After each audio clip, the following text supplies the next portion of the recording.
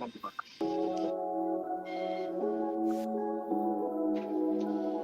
that takes longer to pull this up than it does to do the actual test.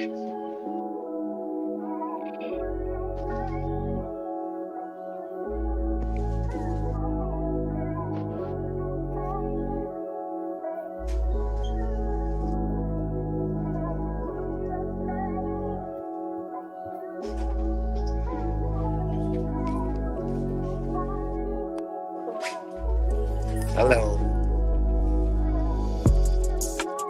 This is the Mileage Bully, the Moto Mob CEO, and your 2024 Titan.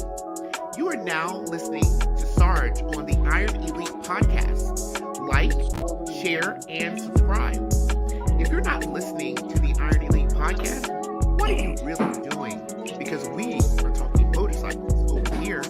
You dig? Hey y'all, it's Snacks reminding you to tune in to the Iron Elite podcast. You dig?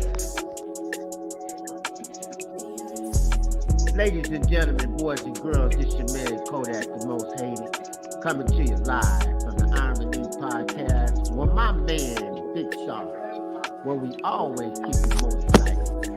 Don't forget to like, share, and subscribe to the channel. You know what it is. I know, but Sarge, that's too far to ride on a motorcycle. But Sarge, what if your back get tired? Well, Sarge, what if I get lost? I know. Sarge, is motorcycling the only thing you talk about? Is motorcycling the only thing you care about? Nope, I care about the Jacksonville Jaguars too.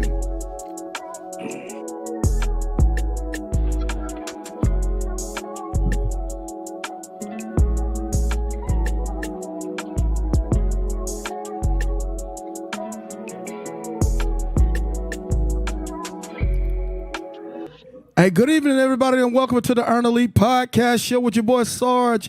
It's Sunday, man. Hopefully everybody's, who is on the road, hopefully you're traveling safe, man. There's storms and all kind of crazy stuff that's going on in the South, man. We understand it is what it is. It's hurricane season. So for my folks that's coming back from the roundup, from my folks that are coming back from Palmetto chapters, Columbia, South Carolina, be safe on the highways.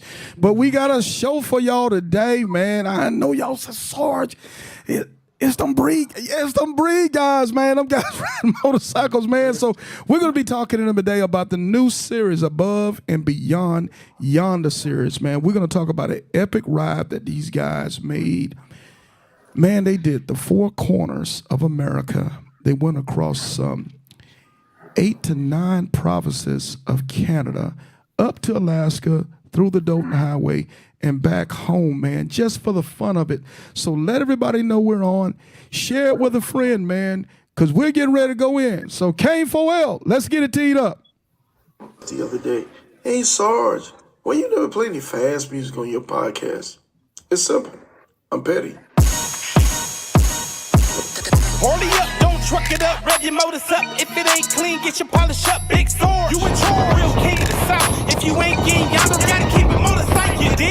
Hurry up, don't truck it up, rev your motors up. If it ain't clean, get your polish up. Big Sarge, you in Czar, real king of the South. If you ain't getting Yonda, gotta keep it motorcycle. You dig? Slide on my road glide, looking so fly. 20-inch rollback, screaming eagle torque pack. I-10 to the end, it's a known patch. If you ain't a ground pounder, pay attention, fall back. We Iron Elite boys, no need for hitting switches. We split lanes and holding lanes, we on a mission. On our way to CA, we 100 deep. Hold it up, down the road, run it up, rip it up. Hurry up, don't truck it up, rev your motors up. If it ain't clean, get your polish up. Big Sword, you in Czar, real king of the South. If you ain't getting Yonda, gotta keep it motorcycle. You dig?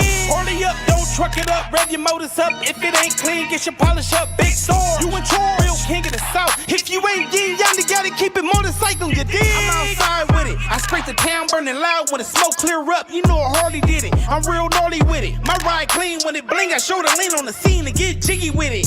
No did it get it. I'm well equipped it. My bike side got a side, so you know I'm hit. She dropped it down and split it, backed it up to shift it.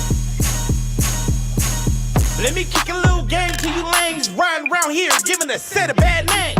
It don't matter what you rank or what you claim. When we turn it up, keep it motorcycling, man. My soul brothers, they roll runners, we rolling deep.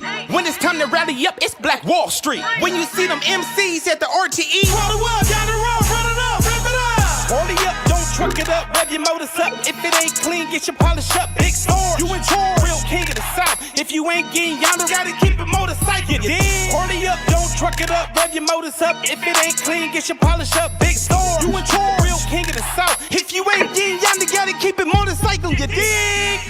But Sarge, why you always gotta talk about motorcycling? Sarge, why you don't never talk about nothing else? Look here, man. If you gonna do all that crying, what the baby gonna do?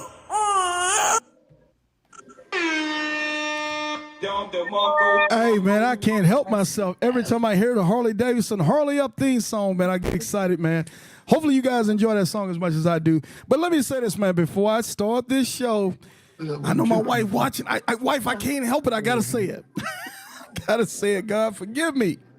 I'm just going to say this, man. It's election season. And, man, we going through what we going through. But just let me say this real quick. I'm just going to get this off real quick. Man, the savior of your house is not in the White House. The savior of your house is in your house. I'm done, man. I'm going to let it go. I'm going to let it go. I'll finish with this. Hey, fellas, fam, what's happening, man? How's everybody doing this evening? Doing well, doing well. Awesome, man. Who I got with me today is I got the breed, man. I got the breed. And these guys just fresh back off the epic Yonda trip, above and beyond Yonda, where these guys decided that, you know what? Yonda is not enough. I got to do more above and beyond. So they decided, they came up with this crazy event where they wanted to challenge themselves to go where most of us ain't brave enough to go, across the country, up through Canada, across to Alaska, and back home again. So I'm gonna start this off, fellas, if we don't mind. Let's take a couple seconds to introduce ourselves to everybody. So PJ, if you don't mind, can you start off intros, bro? PJ, Rare Breed, IE, Rare Breed. That's what's up. Who we got next? Czar, Jacksonville, Florida. These are. These are. He sway shaft. Who we got next, man? It's your boy Big Frizz, Fayetteville Rare Breed, holding it down. 4G in the building. That's what's happening. That's what's happening. Who else we got? Kool Breeze, Rare Breeze, Dr. Maurice. Well, all right. Atlanta chapter. Atlanta chapter. That's what's happening. Who else we got? 6 Saturdays and 1 Sunday.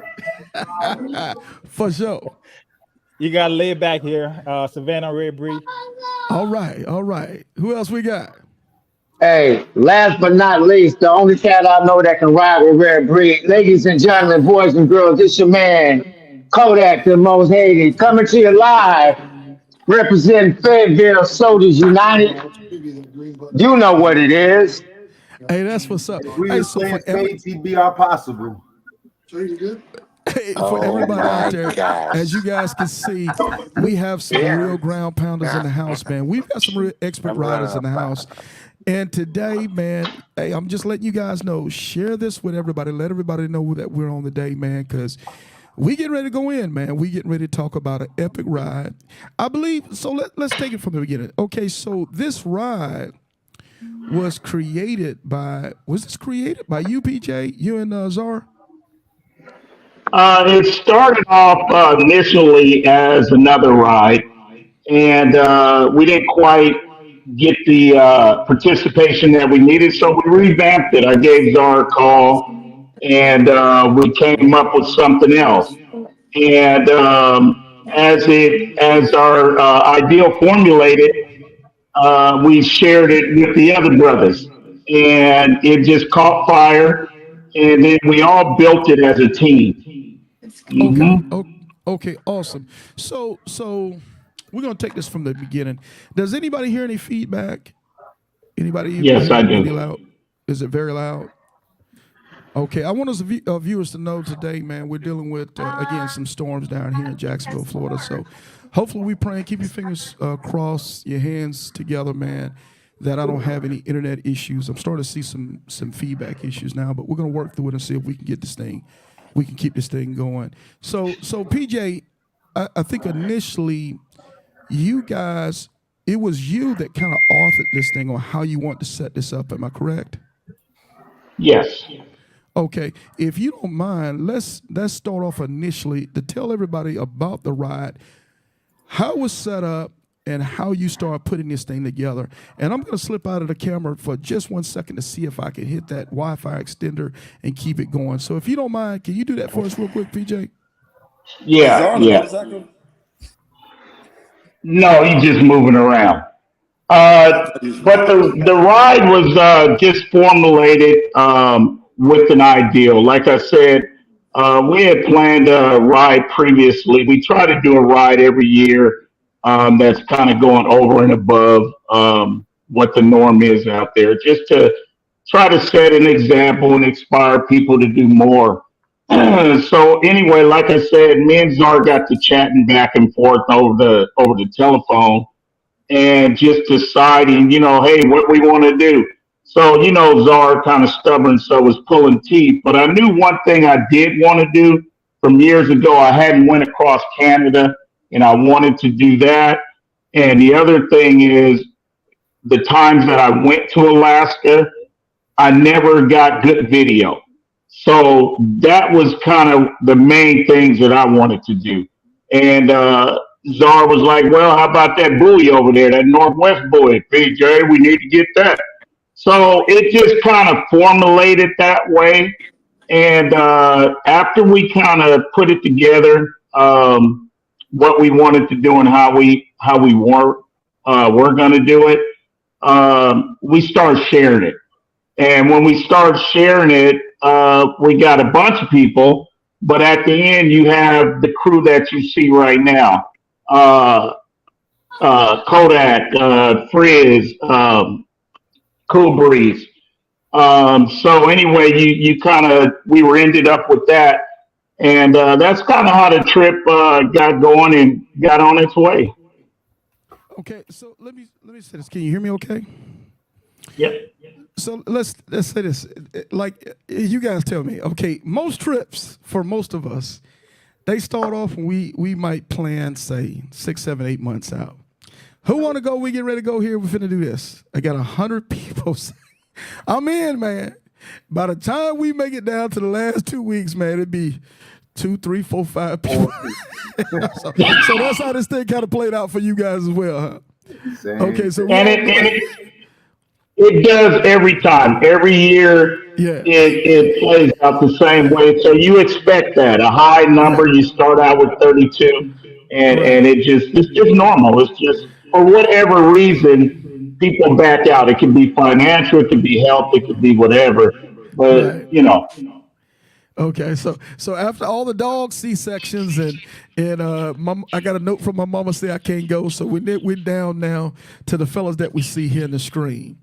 Okay, so this ride, if we can kind of go through, okay, say if Sarge wanted to take a few guys, we wanted to get together, we wanted to make a ride like this. How do we even start this out? Do we start having group meetings, Zoom calls? How do we even start to put this together?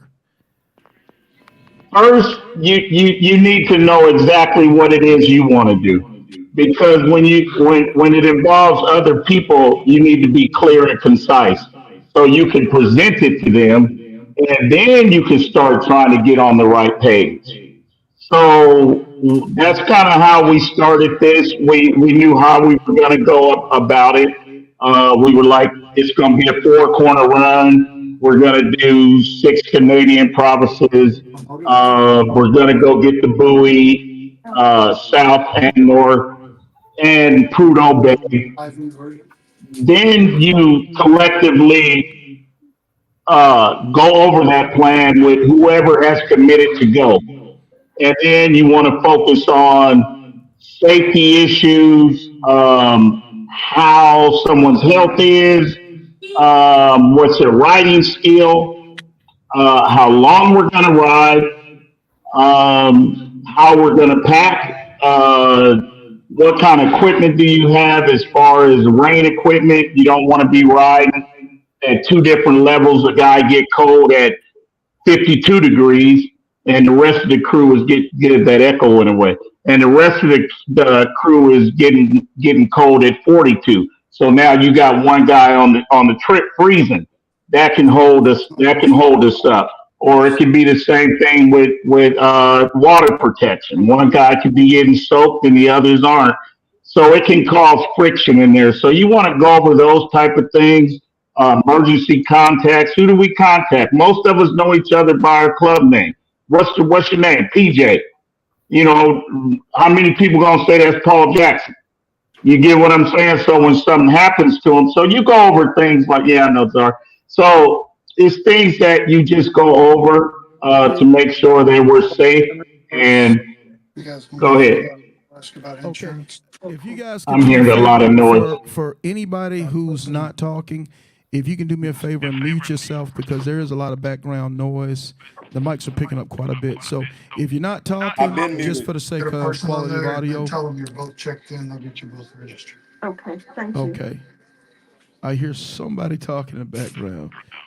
If you don't mind, if you're not speaking, if you could just mute yourself, that way we'll make sure that the person that's speaking is being heard.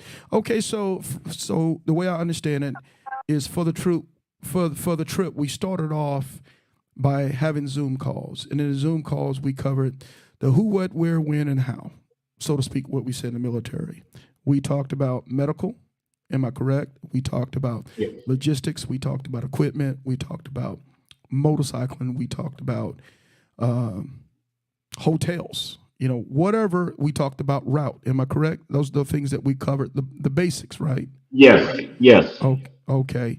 And then for you guys, was this a meeting that you guys had? Because you prepared, about 2 months out? No, we prepared. I think I sent the thing out. We were 9 months out. Oh, you're Yeah, prepared. it was about 9, Kool Breeze. Okay. Yeah, I think July 20 something, but we didn't get to the ultimate Yonda stage Right. because we were at a whole nother stage. The trip was a different name, but when we decided on the ultimate Yonda, we was probably we were 7 months out or so. About 7 months out. And then how often did you guys meet on your Zoom call? Was it a couple times a month, once a month? Yeah, we were once a month, I believe. Guys, correct me if I'm wrong, but we were once a month on a certain day of that month. We kind of kept it regular. Okay. We might have stepped it up at the end and started doing it every 2 weeks. You know, when it came close to actually launching, taking off. Okay.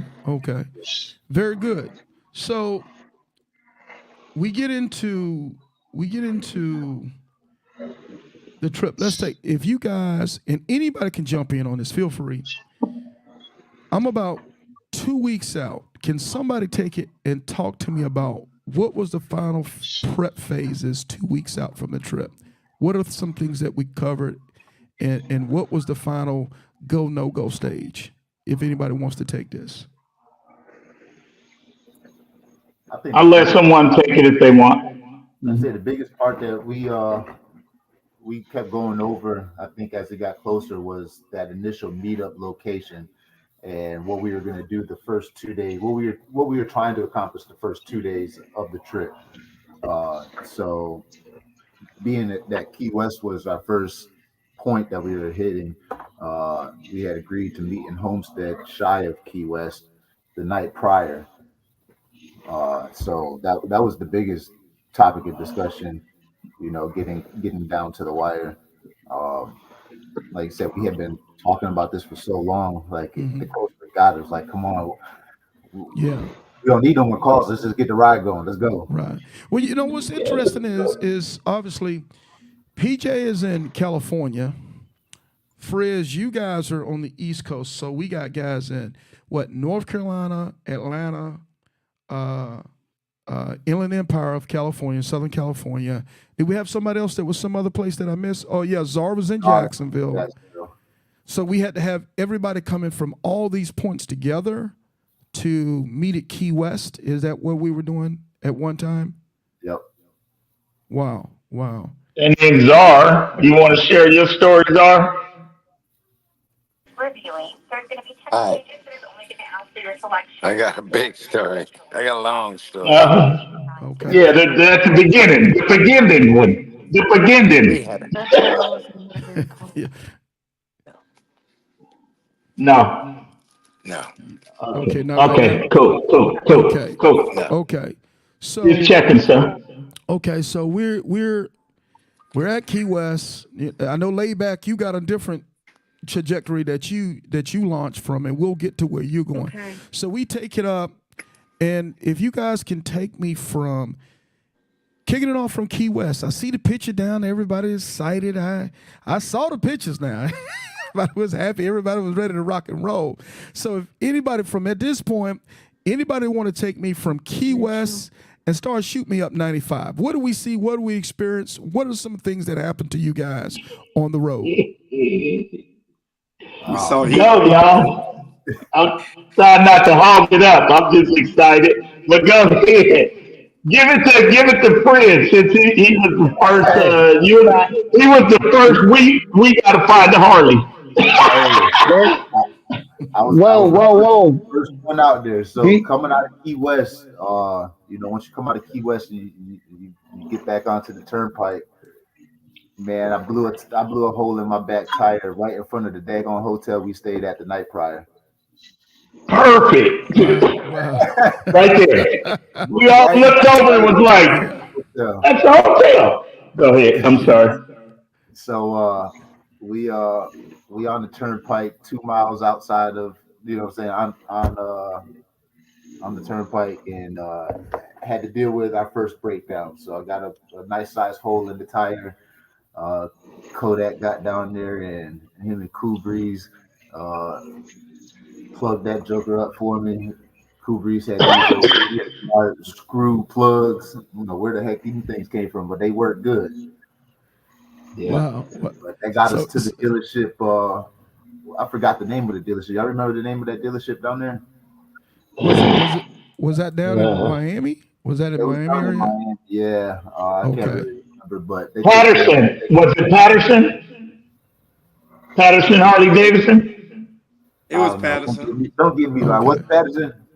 It was Patterson. Mm-hmm. Yeah, well, they took care of us down there. That's why I don't know if you've seen the photos with the guys kicked up in the lounge. They feet up and everything, taking advantage of that first rest stop. Yeah. On the leather couches, shoes off, everything.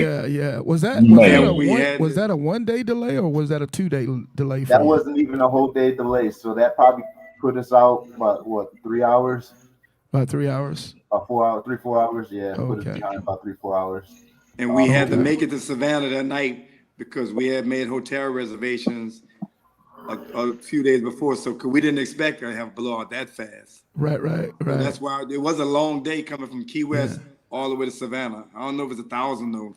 Yeah. Either way, I know Kodak was already complaining about the time we got to Savannah. After being the first one to take his shoes off when we was at Patterson Harley Davidson, I walk in the room. He laid back on the couch, feet up like this. I said, "Oh shoot, we get ready to do a powwow after this because they're gonna be nice and rested." So Kodak was doing what he do normally, chill. He was chilling. Okay.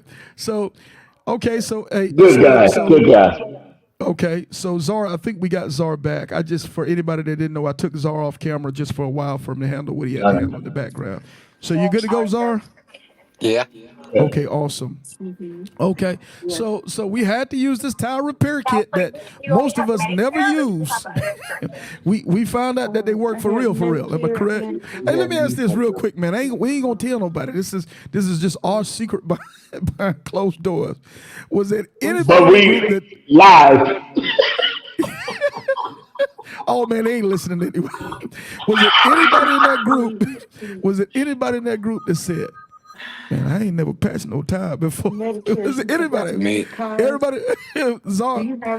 Hey, we all sitting there looking at the tire repair kit. It's like, hey, yo, have you ever patched? So we got it done. So we got a tire patch. So they do work. They do work. I looked at them guys laying on the ground. I said, I can't do You this. can't do it, man. Kodak got right with it, right?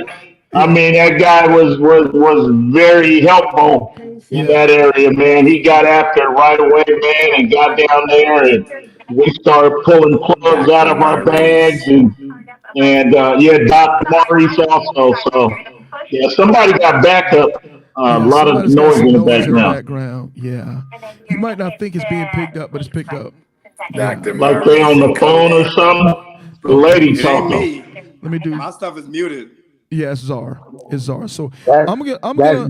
that's Czar watching TV. Yeah, I'm a mute Czar until Czar's ready to talk. When you're ready to talk, Czar, just wave us and we'll unmute Raise your you, hand. and then we'll. Okay, I think he got some things to say. Let's see.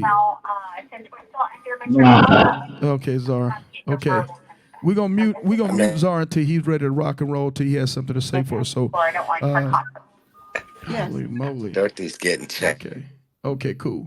So we got him going. So we get the tire patch 3 hours later. So now we're still motivated at this point. Am I correct? So we still, yeah. I mean, motivation level. We're on a mission. Okay. Yeah. We're on a mission. We ground pounded.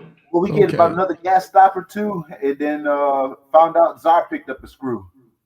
Oh wow! Then he picks up a screw in his tire. Yeah, Czar picked up a screw in his So tire. are we out of the state of Florida yet? Well, break.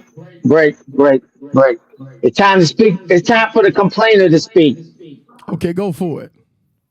We wouldn't have got Czar's flat tire if he wasn't trying to make up the 3 hours that we spent waiting on Frizz. Because even though we say this all the time, you can't make up time. No. So if we spend 3 hours at the dealership with our shoes off, clipping our toenails, we can't make up the 3 hours. So the referee philosophy is everybody get in the damn gutter lane, the shoulder lane, run through traffic and run like bad out of hell. We was running in different directions, taking different shortcuts, and we just picked up a nail unnecessarily. Mm-hmm. Yeah, and it's not necessarily making time. It's making the waypoint, because as I was talking to somebody yesterday, it gets cumulative. So if we miss this point, and then the next day we miss this point, and then we miss this point, next thing we 5 days out of whack. Okay, so it's not trying to make up time; it's trying to make waypoints. Okay, all right. I can already see now. Hey, so at this point, we ain't missed the waypoint or nothing yet. At this point, because when we had the repair town in South Florida, that was only 3 hours, so there was no strain on the crane. And then the next time when Czar got a flat, did that cost us a day at the dealership or? No, we. I don't know. Okay. When I had the flat, we kept pushing. Okay. Got to the dealership the next morning. Okay, because Czar ended up having what, just a nail in the tire, but he was still able to continue to push on. Am I correct? Correct. He wasn't losing any air. Okay, so from Key West, the repair of Frizz's tire, how much farther did we get up before we shut it down? Did we go to what? We hit our waypoint. Our waypoint. Yeah. Savannah. Kodak had made sure that we had reservations and we were stopping in Homestead, Florida. And then this was all in our group planning. And then Kool Breeze made sure that we had our second stop plan, which is Savannah. That's what he was saying earlier. That room was already booked for us, so we had to get there regardless. Okay. So we made it. We made it. Okay. So we get to Savannah. We bed down. At this point, how many miles have we been so far? We've been, what is that? Is that 8? We're talking about, nah, 1 quite 8. We're talking about maybe 700? Let me tell you. Yeah, let me see. It probably is about close to Day one, Miami, Key West, Savannah. That was 820-mile run. Okay. So now we're getting in the thick of things, and for everybody that's viewing out there today, I appreciate you guys being on with us today. We're working out the issues, man. I think Czar's got some issues going on that he's taking care of in the background, and then we got some folks moving around taking care of some things. But we're gonna keep things flowing. There's a storm down here in Jacksonville, so internet could be a little etchy. So if you guys don't mind, if you just be a little patient with us. We're going to keep everything flowing, and I promise you we're going to try to give you guys as much information as we can today. So, gentlemen, for everybody out there, I know we know it. Most of us guys who ride motorcycles, we call Yonda 800 miles or more. Is that fair, guys?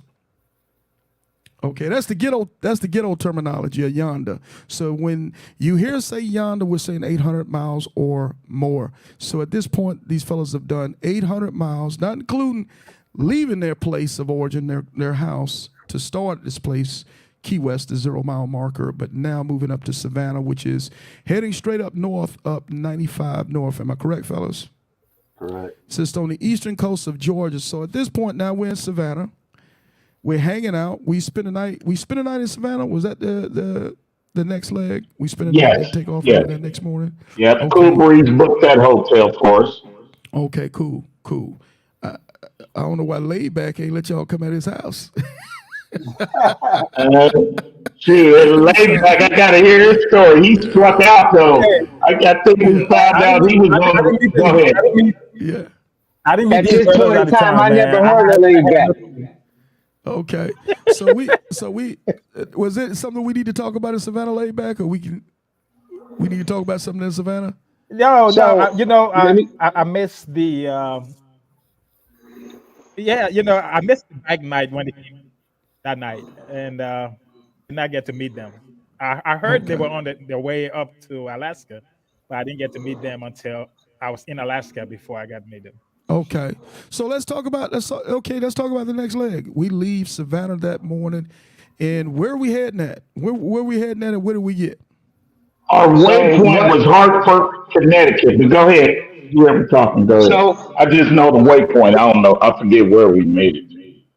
So what had happened was we went to the hotel. Czar had a flat tire. So we took that plug and that flat tire to the hotel. In my mind, because this is where Rare Breed versus Pat McGee come in at. In my mind, I'm thinking we're going to go to Savannah Harley in the morning, which opened up at 9, and get a tire fixed. But that ain't the Rare Breed way. These motherfuckers want to get on the road and ride up to Florence, South Carolina. They did the map and say, if we leave early, we'll catch them before they open up. So I said, okay, let's go to Florence, the Blackjack. Okay. So And you can ask TJ. Hold on. Let's do this. Let's do this for those who don't know. idea. That's For good those enough. that Sure don't enough. know, That was my hold on one idea. second. Keep pushing. Hold on one second, The fellas. tire didn't go down. Okay, so let's do it for those that don't know that's viewing in. Let's say Savannah to Florence, South Carolina. What are we talking? 150, 160 miles? Is that about fair, fellas? That's fair. So Under 200 miles. Okay, so we're saying maybe a 2-hour ride. So the thought process No, it's 4-hour ride. for 160 At miles. least, it was about 200 miles, so it's about 300 miles. 3 hours, 200 miles. From Savannah to Florence? Damn.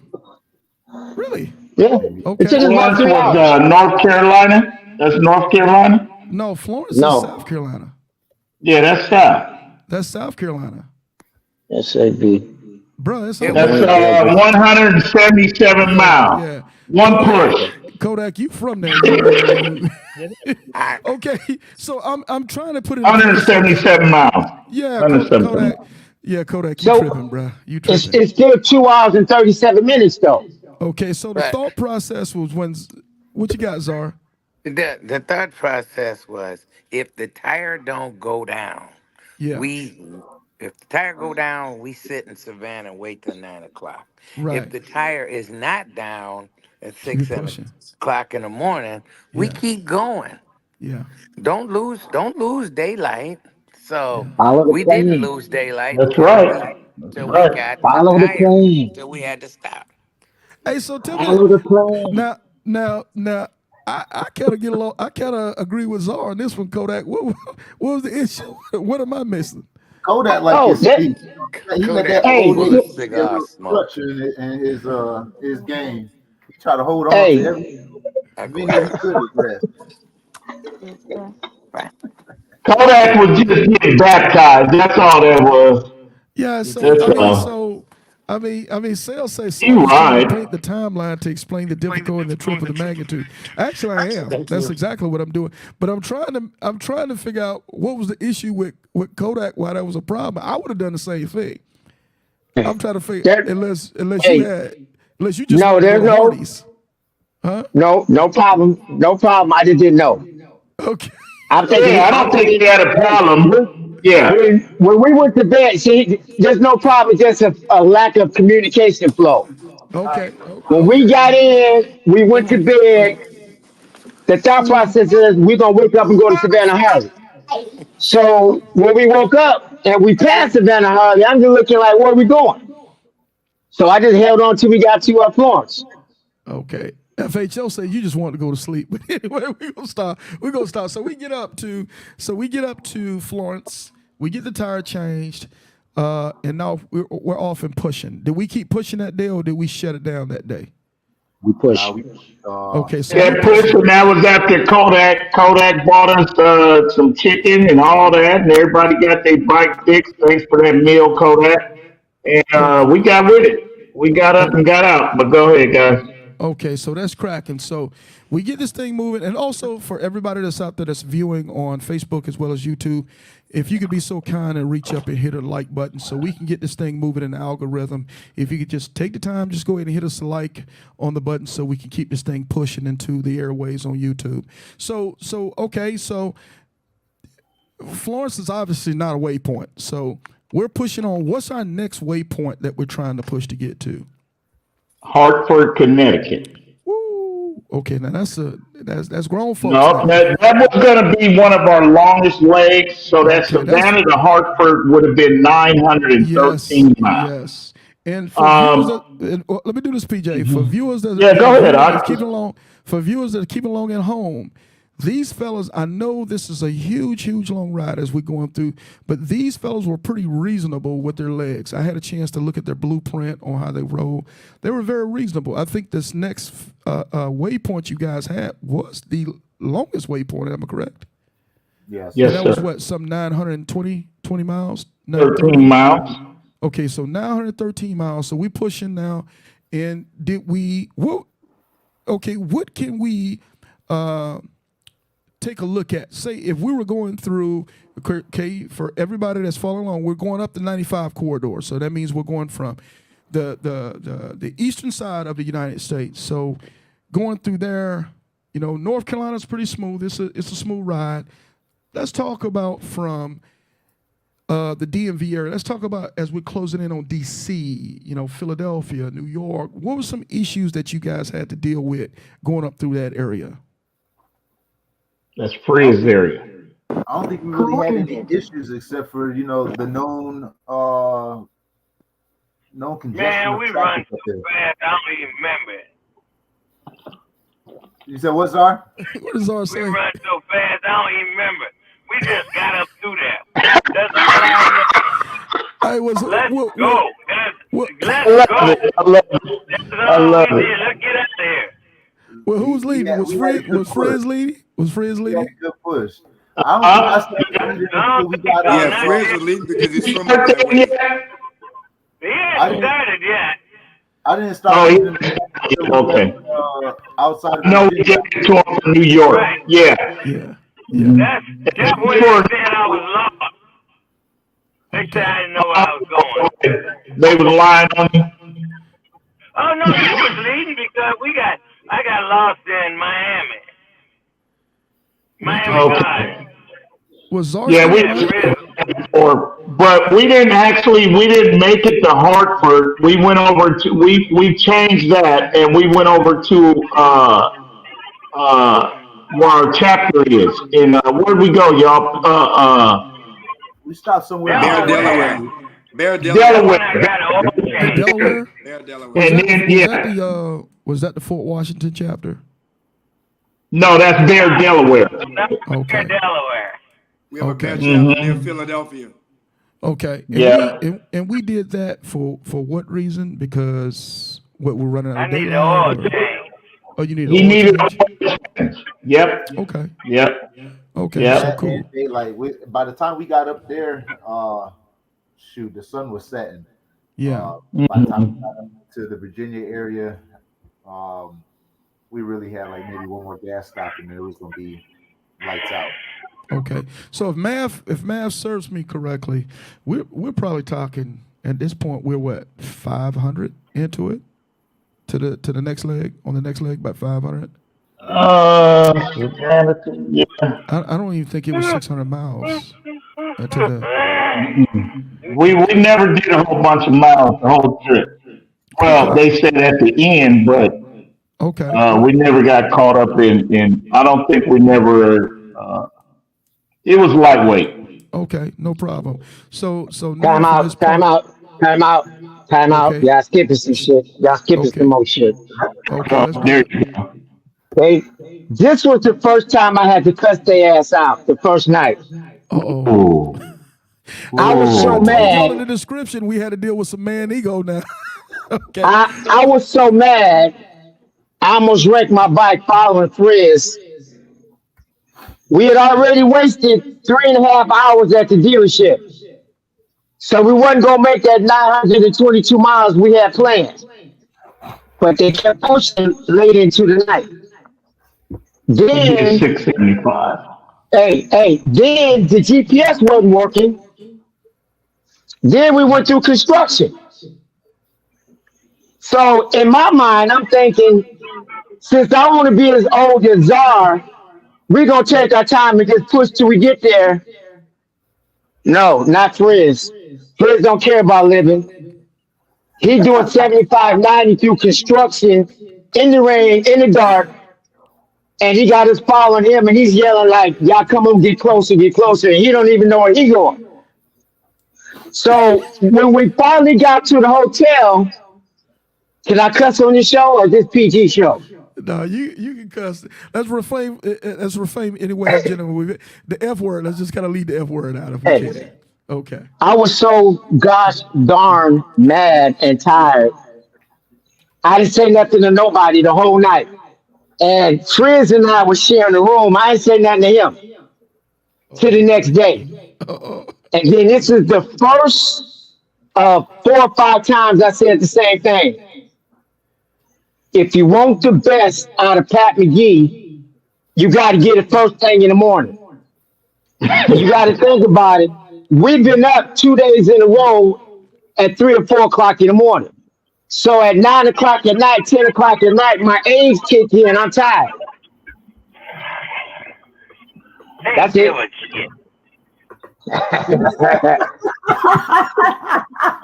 Hey, so the young fella spoke. Okay. Let's keep going. Hey, so Czar, They don't listen to me no way, so I got in the back and just stayed there. Czar, did you have that problem that Kodak had? Because you're an older gentleman. Were you okay with what Frizz was doing? Because I wasn't nobody else mad at him. You know I didn't want to ride at night. I was with Kodak. We just got But you did it. But you did it. Hey, So check this out. You would have get left. So check this out. We discussed this previously too, but you know, one of the biggest things that was, I guess, of a hindrance to the group or per se would be, again, like I said, I had some expectations going into this ride of all these gentlemen that are on this screen that you see right now, some heavy hitters, right? So in my mind, I knew, okay, I'm coming out here to ride with some ground pounders. So I'm expecting this ride to go a certain way, whether the speed limit, the amount of time you can spend on the road, whatever it is. You know, I had an expectation of where everybody's riding level was. So now, as far as me doing the speed limit or in excess of at times,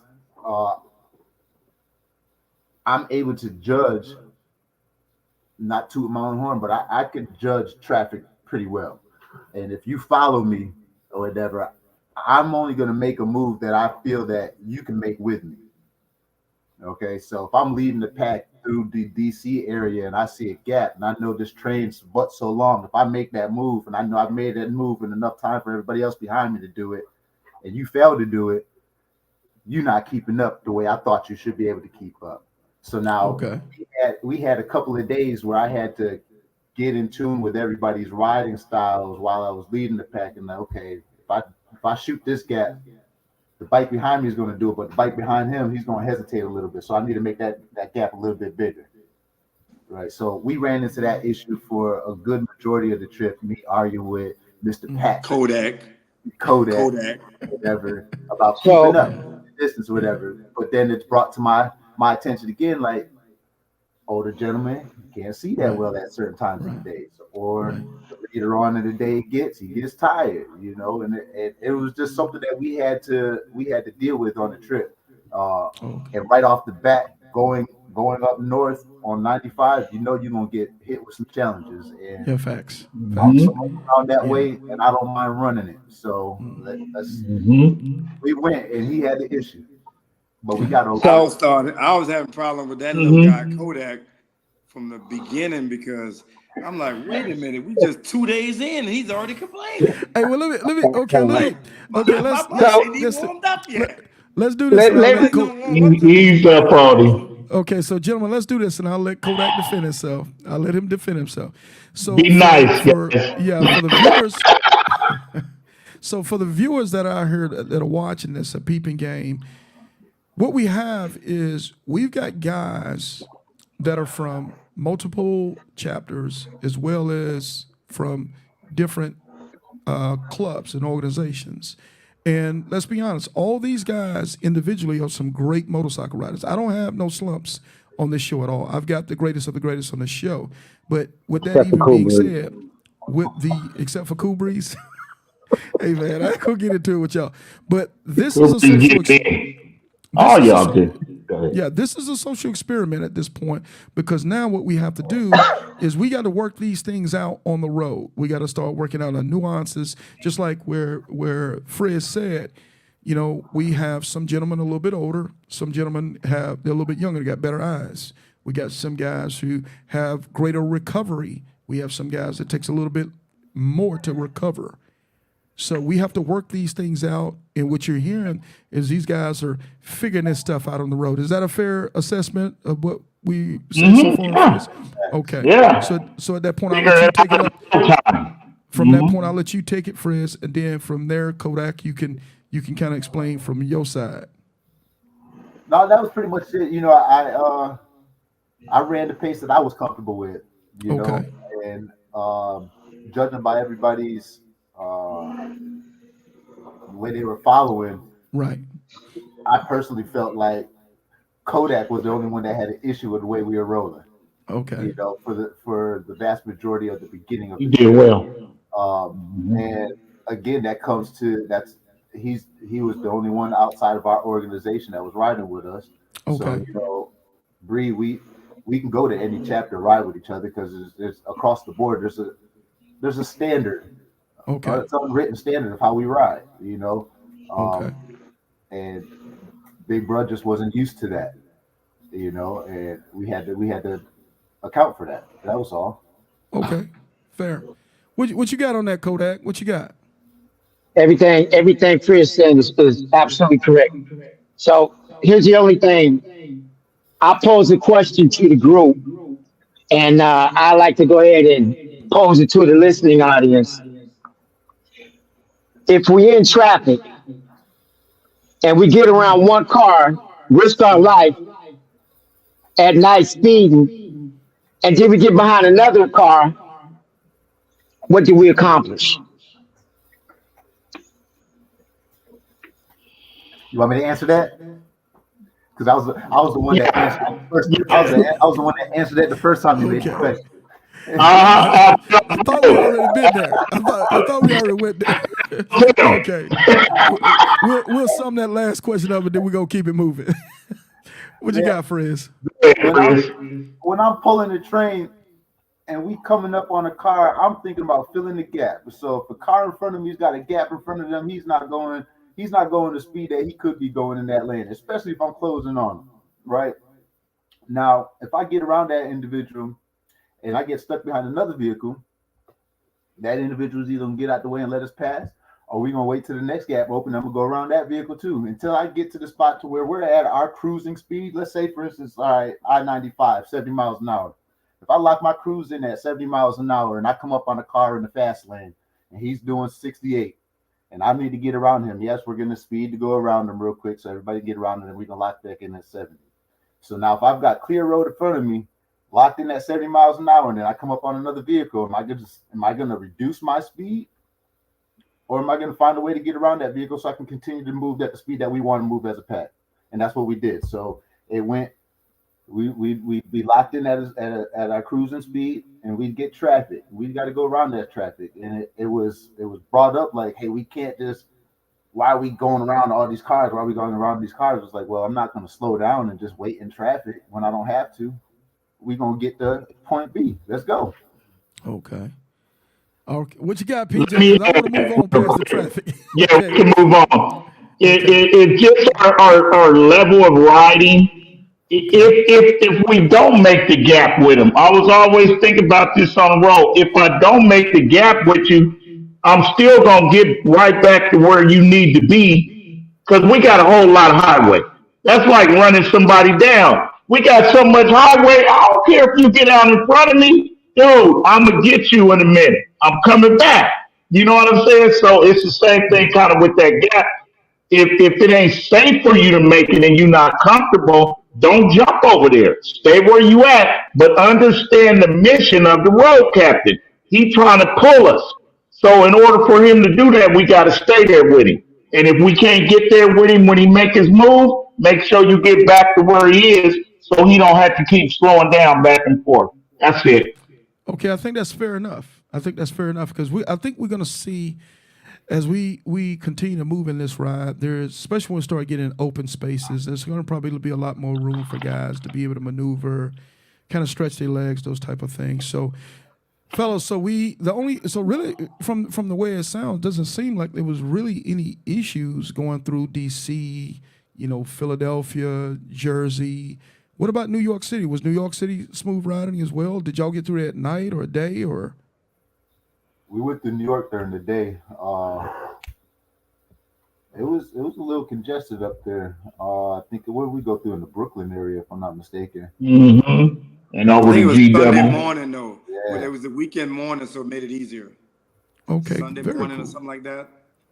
Okay, so those riders who don't really want to be bothered with New York, it ain't as bad as it sounds sometimes. Is that fair, especially on the weekend? I think with any bigger of a pack, it would have been miserable. Yeah. It would have been miserable. Yeah, I mean, okay.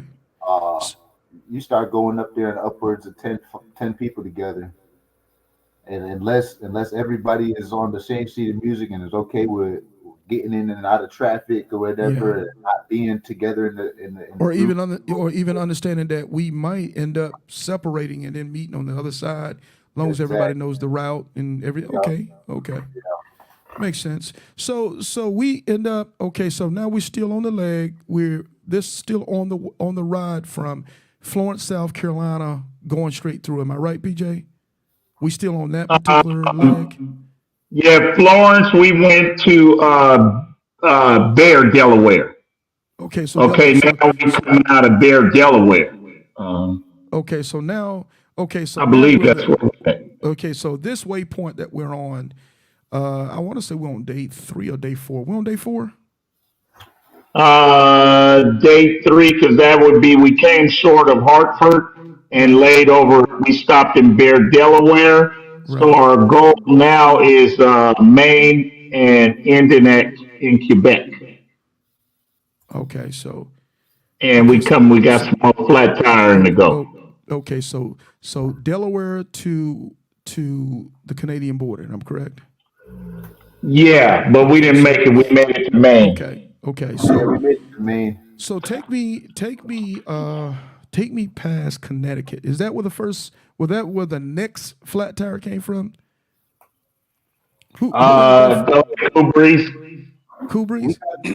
We got the next tire. Where'd you get that? That was shy of Madagascar. That was in Maine, just like you say, shy of Madawaska. Yeah. Madawaska. Cause we had a blowout, we had to wait for a tow truck, and it was a Sunday. And up in Maine, there's no tow trucks on Sunday. Yikes. AAA or whatever. And we had this guy pull over that knew a guy, you know. Okay. This guy knew a guy. He was I can't remember the name of the club. And he pulled up and wait with us, and he was able to touch one of his friends to get a tow truck. Because I had a real tire blowout. So, and Kool Breeze decided one flat tire wasn't good enough. He needed to do it twice. Blue. So what you doing? How far was the distance? Y'all got down there and we then Portland, 10 miles. We overnight in Portland, I think, huh? Did we overnight in Portland? Portland, Maine? No. Was it? No. It was overnighted in Portland. So from Portland on the way to Madawaska, or however you pronounce the daggone place. That's where we picked up. Kool Breeze got the flat. The gentleman from what was it? It was Star City Saints. Saints Club had stopped and offered some assistance, and then the guy's house who we got the flat in front of also helped offered some assistance. So we were able to plug that tire, and we got 2 miles down the road, and then the whole tire Then the whole tire did what now? It blew, like it just holy moly. Man, so 3 flat tires in 4 days. Probably not only just 4 days. That's the picture. Yeah, I saw that. Yeah, I actually seen that picture. Yeah. So 3 flat tires in less than 1,400 miles. Is that about right? Yeah. 3 flat. You're right. Hey man, all I can say is wheel and tire package. Yeah. Did everybody have the wheel and tire package? Yes, sir. Okay. Cool. At least we know it's one smart person in the room. But guess what? Yeah. But guess what? They didn't. The dealership up there was independent home.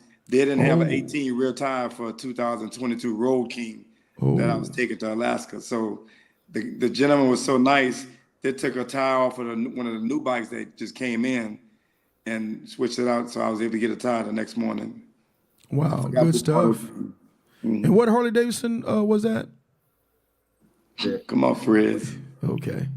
Frizz rode that what you call them? The bike. Yeah, you rode that Pan America. Yeah. They messed around and let me test drive that Pan America, boy. Yeah, it got turned down, huh?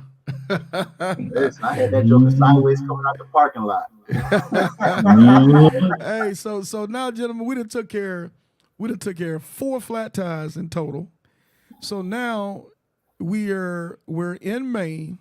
Let's talk about Maine, and let's talk about crossing the border. So when we got to Maine, when we got to the border, did you guys just spend a night in Maine and say, hey, we're going to cross the border the next morning, or is that how you guys did it? Did we spent? Yeah, we stayed the night. We stayed 2 nights in Maine. So the first night in Portland, then the second night in just shy of Madawaska or Madagascar or whatever. Was that a planned thing, or was that just because of that's what I think my oil change at, because we were all kind of had different mileages on our bike because of where we came from. So I remember my oil change landed in Madawaska. So that's where I did my oil change, and we had to wait on his tire, but he got his tire the next day. He was good. So for everybody that's following along home, PJ also had a strategy on his plan for the trip. These guys had, not only did they have waypoints, these gentlemen also had planned maintenance stops. Am I correct, fellas? Yeah. Yep. Okay. Reset days, we call it. Yeah, so they actually had maintenance stops along this route because obviously with the amount of miles that they went, of course you got to have. I think you guys ended up having to actually have y'all had actually 2 planned maintenance. There's total. Yeah. Okay, 3 so total. But we was cheating those. Remember, y'all? We was like, nah, we ain't got to use it. We gone. We was like, we used one day of it. It was like we had an allowance, and we was like, we ain't getting ready to spend all this money in one place. So we was like, no, I got my oil done already. Let's go. I think I can squeeze 50 more miles out of this. Yeah. We was like, forget this. We gone. PJ, you change it. Yeah, let's go. Let's run that next leg. So anyway, go ahead. I'm sorry. Well, let's talk about this. So now we get ready to cross the border. What do we need to know about crossing the border for those who have never crossed an international border on a motorcycle? Anybody want to take this and kind of, matter of fact, let's Laidback. Let's do Laidback. Let's do Laidback. Let's do yours. There you go. He cheesing a lot, so he talk to us Laidback because you were riding white black. Hey. I learned my lesson, man. Do you want me to start from the border, or you want me to start when I head out of Savannah? It was real quick. No. Man. Let's take it. So Let's take I it. left Savannah, Let's do Georgia. Laidback. For this one, let's just talk about crossing the international border. What are some things we need to look forward to, and what are some things that you dealt with crossing the border?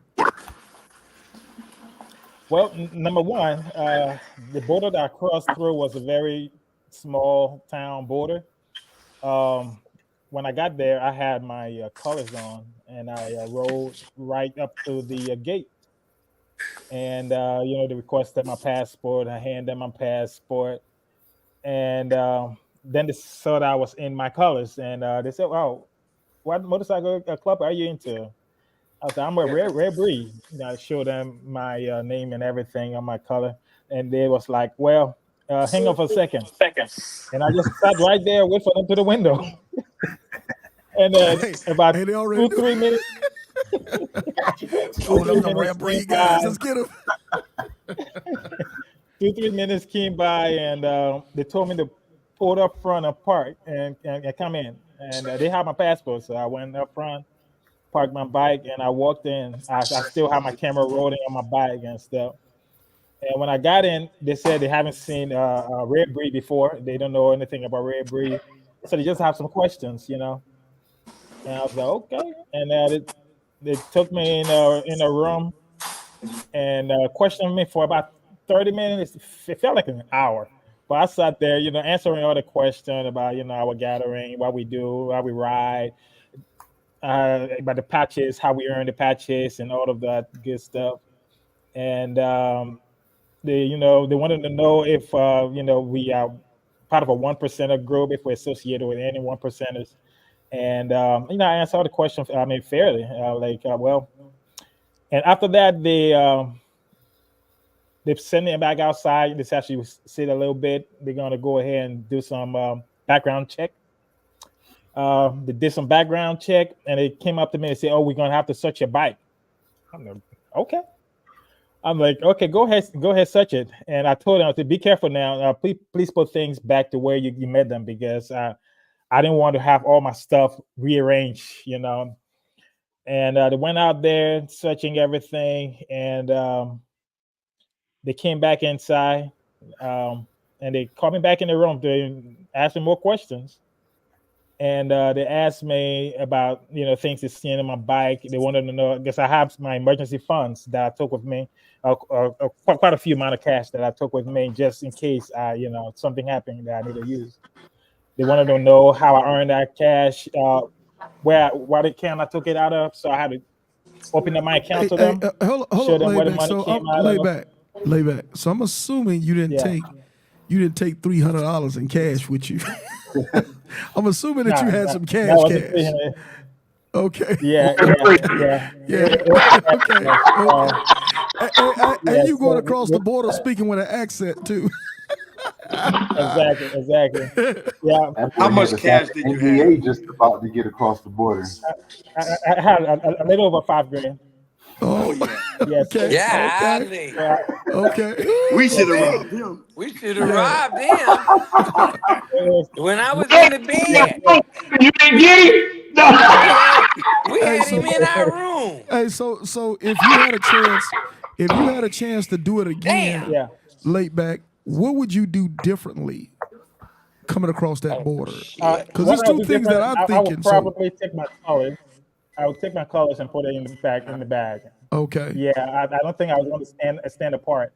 Okay. Because I mean, I was in there. I saw some motorcyclists coming through and going right through, no problems. What Yeah, about but do you think the large amount of cash also kind of threw him off? yeah, a large amount of Okay. cash. Yeah, opened up another suspicion. And I told him I wasn't here to buy anything. It was not anybody money. It was just for emergency purpose, just in case something happened. That my Was it car ones didn't or work. tens? Was it ones? That was it was all hunters. It was all hunters. Oh yeah, they were surprised Yeah. they didn't keep your money. Hey man, they thought you would come across and do some damage. Yeah. Hey, you. But Hey, so so basically they came back and they said they wanted to go to my phone right. as well. Yes, my phone. It took them about 2 hours going through my phone, and then they had to call me back in there to answer questions about what to see in my phone. So Wow. I was there for about 4 hours in total. I was there for Wow. about 4 hours. Yeah. So Man, and they by the raped time I you. got there, Yeah, you they know, did. You lucky. yeah, Hey, you lucky. yeah, You still had that Lucci. They give all that Lucci back to you. Yeah. yeah, they gave it back. But Okay. that's when it broke my spirit, man. It took a huge momentum out of me because I was moving. Yeah, I was moving, and I took it out of me, you know. And then I got to see the brothers in Virginia. That really helped me to get back on my ride. So okay, so let's take it from this point. So the other guys, I'm assuming that your crossing the border wasn't quite as eventful as Laidback. Am I correct? No, Okay. So All the Laidback. military guys got through. Okay. So for you guys, PJ, it was real smooth coming across the borders. Y'all came across in colors also. Am I correct? we came Yeah, I across helped them out though. They stopped me. Oh, they stopped you? They stopped Mhm. PJ? Wow. Mhm. What did you Yeah, go through? yeah. It was just one of those go over there and wait with the fellas type deal. Okay. And I went over there and waited with them for a while, and it felt horrible because I was that guy. So I'm like, That dang, guy. I'm holding them up. Yeah. But Yeah. they came out, About guys. 30 What was minutes. it? About 30 minutes About later, 30 minutes. and they was like, Paul Jeffrey Jackson. And I was like, no, he said the winner is. I said, give me my stuff, and we got out of there. Awesome. Mm. Awesome. Okay, so But I I'm think for always coming. Go ahead. no, go ahead, finish your thought, PJ. Oh, coming across the border, I've always worn my colors, my cuts, and the last time was the second time I've been pulled in. I've been pulled in before, but I found out it's more just random. And you can be clean as a whistle, and they can turn you around. And there's one more misconception that I would put out there, clear up. You can bring a gun with you over there. The barrel just can't be no longer than 4 inches. It got to be 4 inches or shorter. And all you have to do is fill out a declaration to bring it. So you can bring a firearm across, and that's something that we all discussed in our meeting. But we were just trying to keep things down to a minimum, and we all decided, hey man, we ain't bringing none. We good. So we didn't bring no guns, but you can. Okay. There ain't Okay. no So That's need in fooling with them people. you say what now? that's what we were saying. Yeah, There ain't but you no What did need can. Czar in say? getting no confrontation with them folks. Yeah, you got to keep Yeah. smiles and the whole nine. Yeah. Hmm. So okay, so we crossed the border. my curiosity now. Let's talk money. Did you guys deal with American cash, or did you convert money over to Canadian money, or were you using credit cards? All of the above. I don't think any of us stopped to convert money, but we got, like, if we had to get, if we paid for anything in cash, we received Canadian change. So I think, if I'm not mistaken, any one of us that used cash over there at some point had some type of Canadian currency just because of the change that we received. Okay. I don't remember us ever stopping anywhere to get or to change our funds out. We just used credit cards in the U.S. cash currency that we had. How difficult was it using credit cards? Was it pretty? They convert well when you check your say your balance on your credit card or your debit card. Did it show a pretty smooth conversion? Yeah, that I would add that point.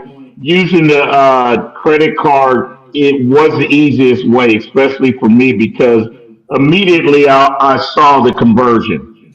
I didn't have to worry about how much I got to give them and all of this. It automatically converted it over to American money. So it's just an easy process. And on certain kiosks, if you remember too, when you swipe your credit card, it asks you, do you want it in Canadian currency or U.S. currency at the time you swipe. Nice. So you're able to kind of mitigate that issue right there. Okay. Yeah. So also along with that, fellas, I like to talk about two different things. Now we're in Canada. We're starting to hit the what do they call them? Providence. They call them province. Provinces. Okay, provinces. Okay, so now and this is for anybody. I think I got Kodak back. You good, my guy? There it is. So Kodak, why don't you take this one, bro? Let's talk road conditions from Eastern Canada, and then I also would like to talk weather. This time of year, what should I look forward to on road conditions in Eastern Canada and weather? If you want to start that off, if you don't mind, Kodak. Okay, I think he unmute just volume. Yeah, unmute Kodak. You got yourself mute. Can you hear us? Let's see. If I can't get him unmuted, I'll let somebody else start first. I think he's good. Anybody want to take that, and then we'll have Kodak join us. So we crossed the border Go ahead. at America's first mile. So that portion of Canada is New Brunswick. We crossed into the province of New Brunswick. Road conditions there weren't that bad. They were still hardball, but you start to see like a lot of potholes and stuff like that.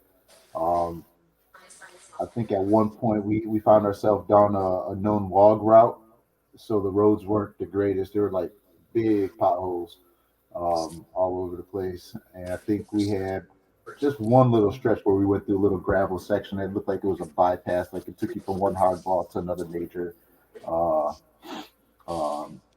throwaway. But the road conditions were just like they would be in the U.S., regular paved roads. Okay. PJ? What you got, PJ? Yeah, I just wanted to add what Frizz is saying, but it really shocked me because I always came up to Alaska another way, and it got rough right away. But after, like he said, after we got out of New Brunswick or whatever, I mean, that road just surprised me. It was the amount of riding you can do and the highways was just, to me, it was beautiful.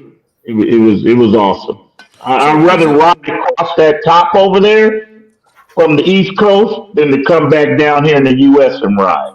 Okay, so you saying the That west? to me, You saying the eastern? You saying the eastern portion of Canada, as far as roads, is better than the western portion?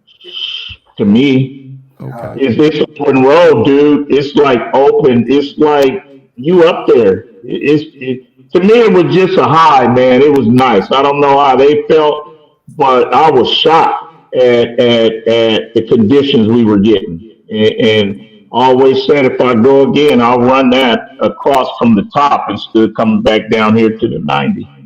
Anyway, that's my opinion of it. Kodak, talk to me about the weather, man. You a little guy. I know you don't like to be cold. Talk to me. How was that weather treating you up that way? This in What? Eastern Canada now. This is in the eastern portion No, of Canada.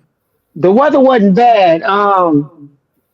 For those of you that don't know, when you leave before the sun come up, it's warm, and as the sun starts to come up, the temperature drops. Everybody don't know that because they just don't know. So when when we left, when I left in the morning, because I had on heated gear and Frizz just had on a t-shirt, but that's a different story. So I had to ride for my ride. When I left in the morning, I might have had the heated gear on, but not plugged up. But as the sun came up and the temperature dropped, I may have plugged in maybe twice out of 36 days. So what we But I did have to have my heater gear on. so let's okay. So what we were looking at temperatures this time of year in Eastern Canada. What are we looking at as far as temperatures? What's the lows? What's the highs? It mixes. So I'm not sure if we had crossed into Quebec yet or not, but I swear you could see the cold coming through this one portion that we had. It was like within the first couple of hours of being inside Canada. We were going up the mountain, and you could see, like, I never saw cold coming at you like that. Like, it just changed immediately, you know. We stopped at the daggone gas station. I put all my heated gear on. Yeah. Yeah, I remember He that. tells you the truth. I mean, it's even hard to explain, Yeah, but he right. did it real good. He said, "I seen the cold coming." You ever seen cold coming? Yeah, I've seen Dude, it. he's meaning what he's saying. You could Normally, just see it, and it's like, God dang, yeah. and it just start dumping. You be like, ooh, that's real. But anyway, I've seen it in my Marine Corps. I've seen it in my Marine Corps days in like Norway and those yeah. kind of places like Iceland. You'll see it. Yeah. I understand exactly what he's talking about on that stuff. Man. Okay. That's grizzly bear stuff. That's So, polar but the bear crazy stuff thing coming about at it you. is, the crazy thing about it is it only lasted probably about an hour, and then we were Yeah, back because out of it, coming out of this yeah, stuff. because it's just weather fronts. It's just the Yeah. same. Yeah, Yeah, there you go, weather front. yeah. Yeah. So okay, so is it? I think this is going to be unanimous. Don't even try this ride, even in the dead middle of summer, without heated gear, Yeah, no. unless you're K Solo. Don't even do it. Don't even do it. Heated gloves suggested. Did anybody need to plug in heated gloves? You need everything. That was the weirdest thing to me. The guys can tell you, I think the majority of the time, I didn't even have on nothing much as far. I don't think I wore my jacket much. And I found myself riding without gloves a lot, which I don't do. I don't know what the problem was, but I don't know. That rain was treacherous, huh, guys? I think we ran into a spot where that rain was just horrible. But other than that, But so the weather was pretty doable then. So we'll say, what did you get? Did you guys ever get below 30? give me 1 minute, guys. Okay. We may have put up towards Prudhoe Bay. I think the night we got into Prudhoe Bay, it was around that 30. Okay. So because that obviously for everybody that's viewing, Prudhoe Bay is we talking northern Alaska at this point. So okay, so and we definitely gonna get there. We got a lot of stuff to talk about on that. So we're gonna move along. So at this point, if I can bring in, if I see Czar's moving around, tell me if anybody could start this. Let me see if I can get Czar on. So Czar, you've been a young fella of the group. You've been this young fella group, the guy who's been doing this for many, many, many years. And I do mean this with all sincerity. Czar is a bad mofo when it comes to motorcycle riding. Yeah. So in Canada, is that when you start dealing with the back issue? Yeah. Yeah, just Okay. before we went to Thunder Bay. Okay. I woke up, I thought Tell us where Thunder Bay is, Czar. Give us an idea. Thunder Bay is north of Lake Superior, Okay. way up there. Okay. I thought Kool Breeze had stuck me when I woke up that morning. I Uh-huh. couldn't walk. I said, whoa, what's going on? I didn't know what was happening. So we managed to get me back to the bike.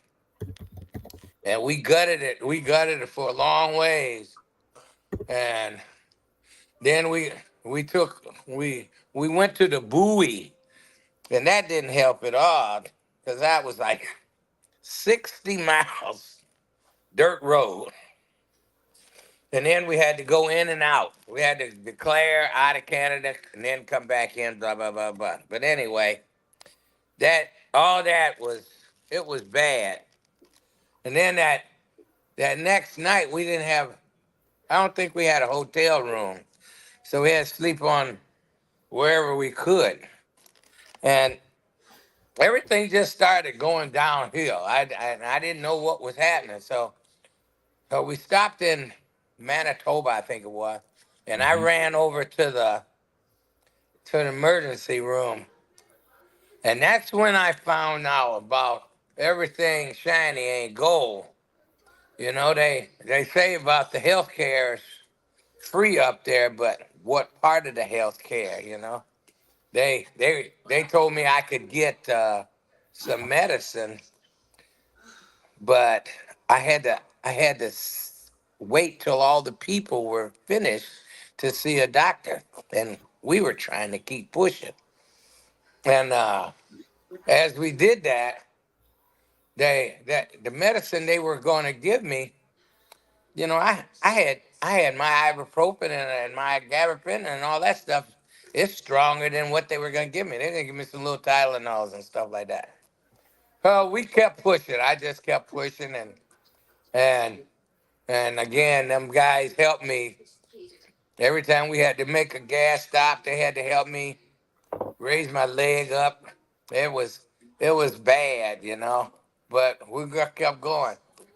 And then when I guess the last straw was, oh no, before that, I couldn't move. So the only way I knew that I could get a doctor quick was do a 911. So I didn't tell nobody I did it. I called 911, and here they come. Here's the ambulance. They came right to the hotel. They put me up. Excuse me. So I got the ambulance ride. The doctor, they did not talk to my doctor. They wouldn't do it. So this doctor gave me some mild steroids, but they said it wasn't going to work as long as I kept riding that bike. So we just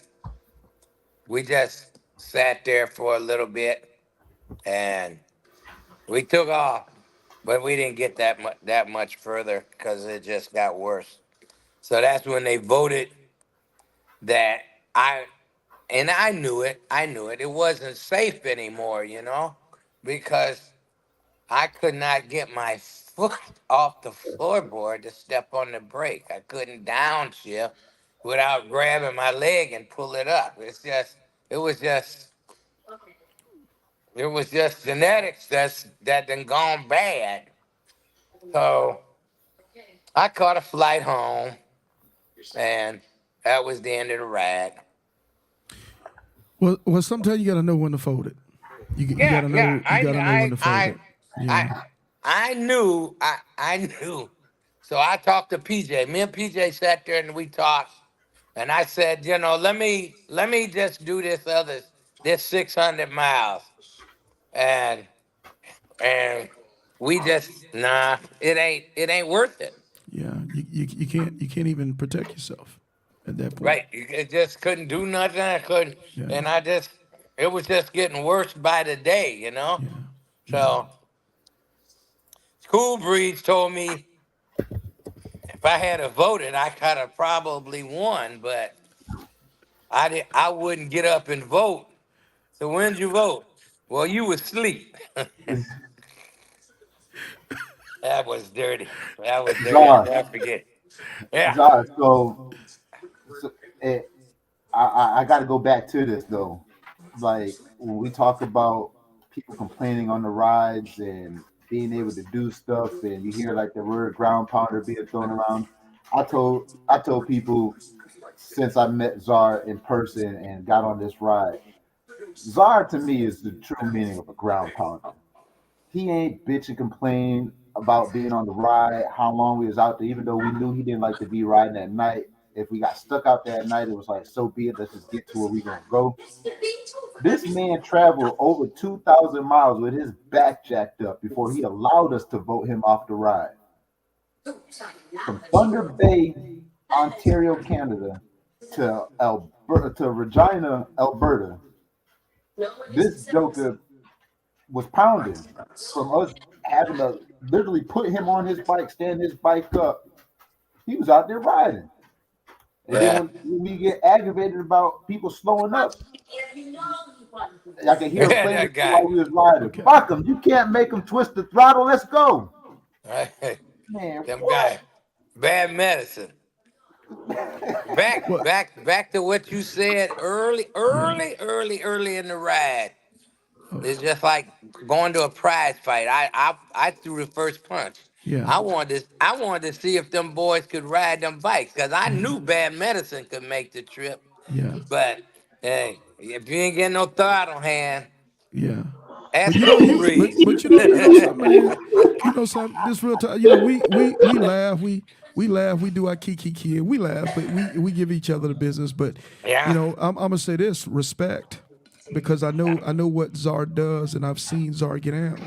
You know, there's facts, and I know if he could have even, it was just smidget, he could have done it. He would have kept pushing. Yeah. He would have kept pushing. I respect that. But also, gentlemen, I also respect you guys for being grown enough to be and being loving enough to have the uncomfortable conversation to say, you know, this is our brother. We love him. We're going to have to shut him down, even that we know in spirit he wants to continue to push on. If somebody can go ahead and mute for me. No, that's not Czar. Is somebody else got something going on in the background? If they can mute for me. Okay. But like I was saying, these gentlemen had the uncomfortable conversation, and out of love and compassion for another brother, they said, okay, hey, man, we're done.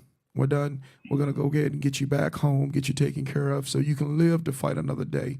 Because this is what we have to talk about when we get on the highway. Am I my brother's keeper? Am I truly my brother's keeper, or I'm going to let my brother do something that he's not going to be able to walk away from? Is that a fair assumption on this, fellas? Sure is. Sure is. So now we done took a beating of the team. We down one player. So now, you know, just like in a football game, we rolling them out and we getting them back to the locker room. But we know we have to soldier on. So we have to push on. So, gentlemen, if you could take me from this. So I'm going to set this up real quick. If you guys could be so patient, let me throw on something real quick. And we're going to speak on it. This is the first one.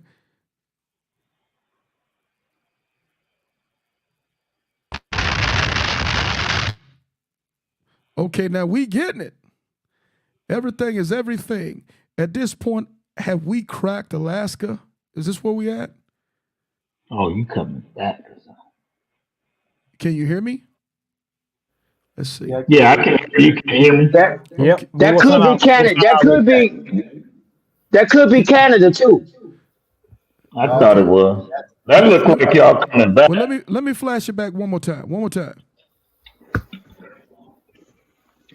We going so fast it had to be Canada because we wasn't going that fast in damn Alaska. Okay. That was Alaska. That was where were we at? That was by the glaciers because that was where we didn't have any signal past our turn. We ended up by that glacier and then ended up. You see the snow cap. 45 yeah. minutes. See. Yeah. All I see is a lot of sun and I see some snow. Yeah, that was on the way back towards Canada after we did what we did. Okay, so that wasn't going up. That was coming back home. I was coming back down. Okay, so very cool. So if you could take me at this point, we're getting to the western side of Canada. Take me across back into the U.S., into Alaska, and let's kick it from there. Is this where we meet Laidback at yet, or we still Laidback still a day behind? No, so we the night before we lost Czar off the ride. Is when we met up with Laidback. Laidback had crossed the border that night that we bedded down in Regina. And it was his plan. He was he already had time crunch, so he was moving. So he was just stopping at the hotel to chop it up with us for a couple minutes, grab something to drink, whatever, and he was continuing on his mission to go up to do what he was going to do. So met up with him at the hotel that night. He continued the next morning. That's when we got Czar situated, and then we headed out. We met back up with Laidback in Fairbanks. So we're talking. He had to go through 2-3 providences without us before we caught back up with him. The whole time he did Alaska Highway without us. Did he do the Alaska Highway without us? I think the whole time traveling, though, he was no more than about 2 hours ahead of us. Yeah, that whole stint, he wasn't too far ahead of us. Yeah. Okay. Because, see, for everybody that's watching at home, Laidback had another Red Reef mission he was accomplishing by himself. Am I correct? And Laidback, you were doing, let me see. What were you doing, Laidback? What was your mission that you were on? The ultimate coast to coast. Yeah. Okay. Yeah, so I would leave from here to go all the way up to Dead Horse, then come back and go all the way down to I always forget the city name. Key West. Key West. Okay. Yeah. Okay. For those who are following us at home, so we're together, but we're really not together. We got Laidback who's doing his thing, that he's actually traveling, and he's meeting these guys up. He's coming from Key West all the way up to Alaska, and these guys are coming from Key West straight up the northern corridor, and then they're coming all the way across from east to west in Canada, and these guys are meeting in the corner. Am I correct? Is that fair, guys? Yep. Mm-hmm. Yeah, I was coming from Savannah going to Dead Horse before coming back and end my ride in Key West. Okay. Okay, very cool. Somebody said Laidback is the man. Is he? Hey, Laidback, what'd you do? Pay him $5 to say that? Laidback did that. That's who did it. Hey, that's my brother. That's my brother. Oh, okay, yeah. That don't count. It's my brother. Okay, yeah. Hey, you know, blood over everything. Blood is over everything. Hey, when I seen Laidback the first time and I heard about him, I thought he was the man. Yeah. Because what you do, 30-something hours? The first 2 nights you was on the road, Laidback? Yeah. So when I left Savannah, my first hop was Dalton, Minnesota. That was about 1,500 miles. And when I left on the Friday 6 p.m. and I was there on that Saturday night. And I left from there that Saturday night, and the next Sunday that's when I met you guys in Canada. Okay, so when I see Laidback, I heard these stories of this American folk hero that's been riding all day and all night. Yeah. He got a picture here with his $700 tin on the back of his damn bike. He riding around like Superman. And they're like, hey, swing by the hotel so we can take a picture. Yeah. And Jimmy said, hey, you want to stay in the hotel with us and ride together? He said, nah, forget that. I'm going to camp out and ride by myself. Hey, he a bad mofo, man. He's the man. Hey, Laidback heard about all of the fights I was getting. He said, man, I don't want none of that smoke. Hey, I'm gonna ride by myself and listen to the sound of the motor. Do you understand why they kept at the border? Yeah. This guy got a motorcycle, a nice, expensive motorcycle, a tent, and $5,000 in cash. Yeah. Hey, no offense, Laidback. You look like you work for cocaine. You look like you work for somebody else. Yeah. You know, you got a whole CVO, brand new CVO, a pocket full of cash. You black. And you walking a cut. Yeah. Hey, bro, you look suspect. Hey, bro, you look suspect as a mug. I'm just saying. Hey, so fellas, we can do this because I know we're running short on time. Okay, so we'll go ahead and we'll skip the border going back to the United States. I'm assuming that wasn't the hardest thing in the world, going across back into the United States. Am I correct? No. Okay, so let's okay, so in Alaska, we had to hit 3 points in Alaska, am I right? 3 major cities. We hit Anchorage. Okay, what was the cities in Prudhoe, Fairbanks, North Pole. Fairbanks, Anchorage, Okay. North Pole. Okay, so if we can do this briefly, really quick. PJ, I'll let you take this one. Okay. Okay, so Prudhoe. Where is Prudhoe in Alaska? We're imagining this in our mind.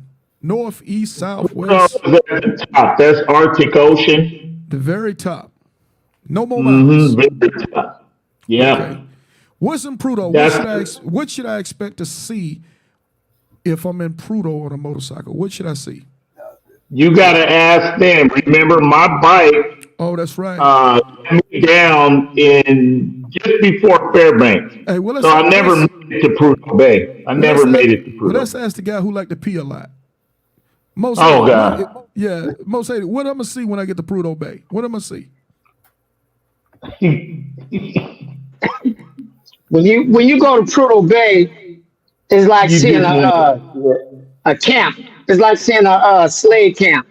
A whole bunch of unhappy people that's stuck there that can't go nowhere. It's cold. It's muddy, dreary, and everybody there's working for the oil company. But even they don't stay there because they do like 2 weeks on, 3 weeks off. So it's a bunch of transit people that work there that's not staying there all the time. There's no Walmart up in that thing. I didn't see a Dollar Tree up in there. I didn't see no strip club up in there. And all they had was one gas station, a couple of camps that you can sleep in, and one big old dining facility. And a liquor store. And I think that breakfast was what, $14, $15? 20. That's Kool Breeze say 20. And for everybody that's following at home, okay, so now we're talking Prudhoe Bay. We're talking the most northern. Is Prudhoe Bay the most northern city in America? Okay, so we're talking the most. Is that true? You go right into the ocean after that. Okay, so you're right there at the Arctic Ocean. You on the north, is it kind of northwestern on the state of Alaska? It'd be more northeast. Northeast? Yeah. Okay. Oh, yeah, because Alaska goes over. Okay, so to get to Prudhoe Bay, it's not like we're going to be taking I-75 or I-95 or the 5. Let me show you what you're going to look at trying to get to Prudhoe Bay. Y'all ready, fellas? Oh, Lord. Let's do this. Let's take a walk down memory lane. Let me see if I can pull this up. I'm gonna show you what you're gonna look out for. Here we go.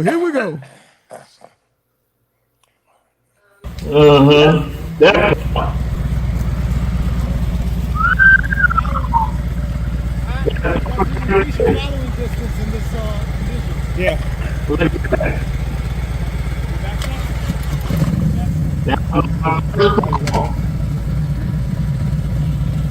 Your bag open. It's locked.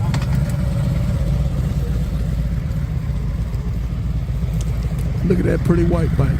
What am I going to do?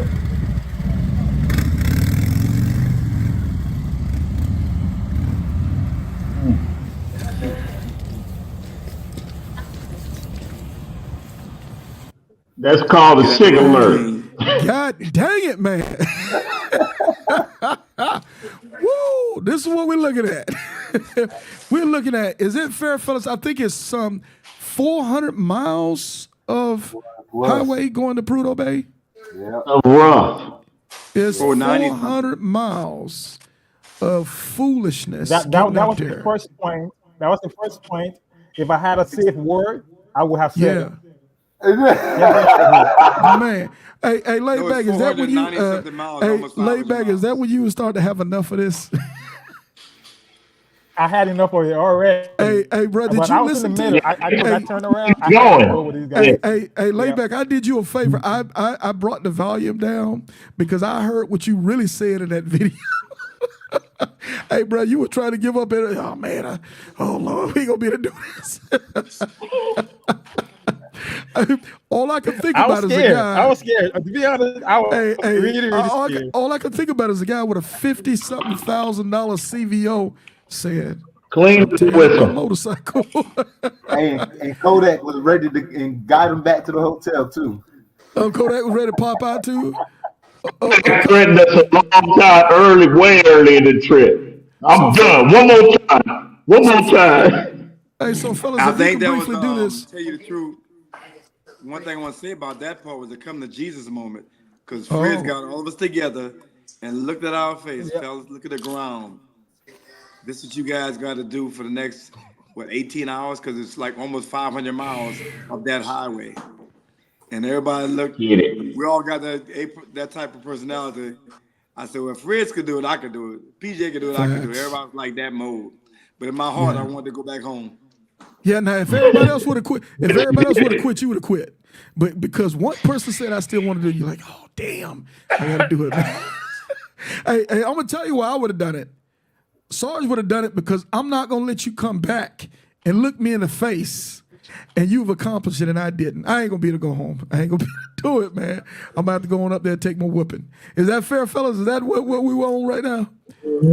Yeah. I gotta do it again. I gotta do it next year just to complete it. The whole thing. So, well, let's talk about this. Let's talk about this real briefly, if you guys don't mind.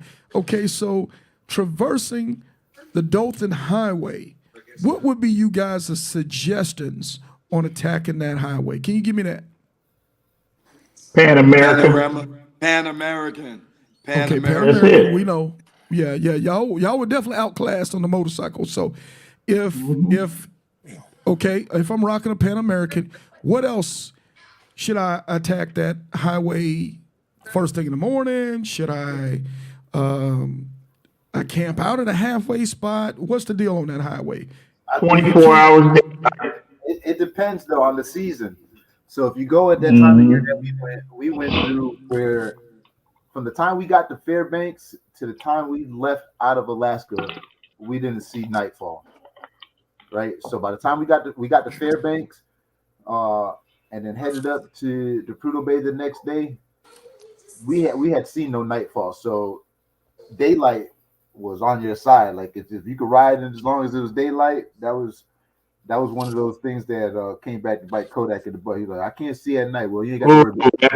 The sun ain't setting, so we gonna be hey, big homie, Kodak, they got you, man. They got you. Hey, Kodak, you like, damn, it is a lot of daylight.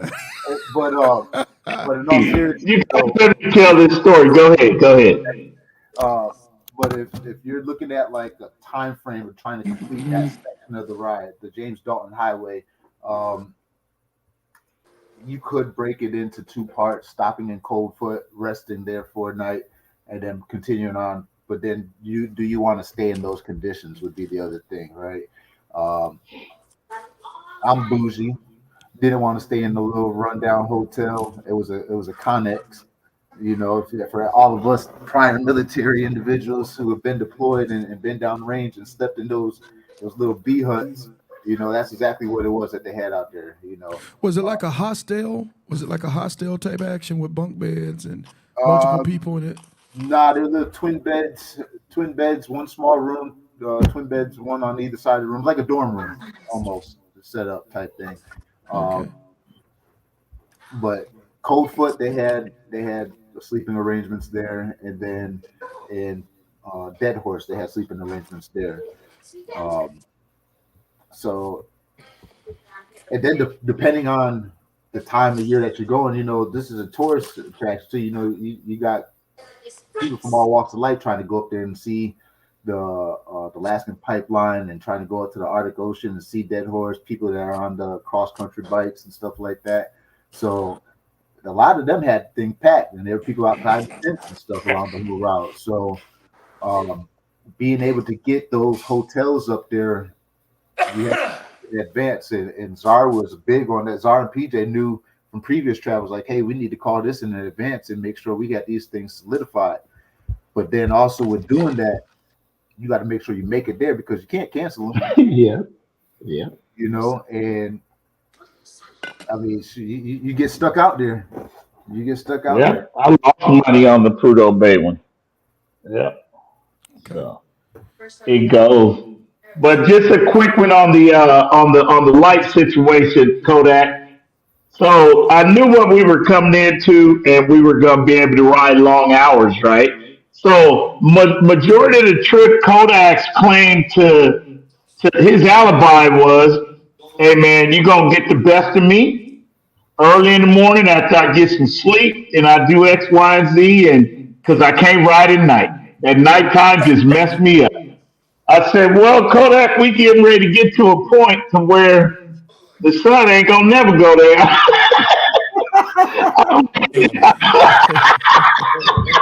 I said, "So is it stamina? I mean, can you hang, or is it the light?" So that's just something to people that haven't experienced that before. When you tell folk that, "Well, I don't ride at night because I can't see and I can't do that." But in this ride that we took, it kind of takes that night out of the equation. So can you still ride 24 hours at a time? You know what I mean? So I just want to throw that out there. Okay, well, speaking of the light, PJ, from what part of the northern hemisphere where we're dealing with light almost 24 hours? Is that once we get to Alaska, or is that even in Canada? I remember it being in the southern part. Yeah, Yukon, huh? Right there in the Yukon is before it starts changing up, and as like we were at that time of year, the something equinox or whatever, the longest daylight that time of year. But yeah, I would say Yukon, northerly part of Yukon. You can guarantee that. Okay, But you guys know, thinking about it, where was Fort Nelson at? We stayed the night outside of Whitehorse, didn't we? But I'm thinking on my way back from Fort Nelson, I ran into the nighttime around 12 o'clock. 10 o'clock. Then at 12 o'clock, the sun was coming back up. I was like, God dang, really? So it was only dark for like 2 hours. It was dark for 2 hours. I can see where it also messes up your clock. Your body rhythm or whatever. Body, man. Having your body pretty jacked up. I see the pictures that Frizz showing us. But yeah, so let me do this before we come down, because we're rolling in. We got just a few more minutes. I could hold you guys, but so PJ, you broke down in Alaska. Is that where you bent the rim in Forks and? I think it was just before Alaska. It was before Alaska. Okay. And then we was on that final leg into Destruction Bay. It was around Destruction Bay. Oh, okay. So yeah, Destruction Bay, and then it was just it all went bad for me right there. My whole focus, everything changed, especially when I found out the time frame. Go ahead. PJ, were you leading when you bent the rim? No, Frizz. But but I guess Frizz say I was doing 70, 80 over potholes. That's why it happened. That's what Frizz said. Yeah. So you were doing a normal PJ, right? Yeah. I was feeling it.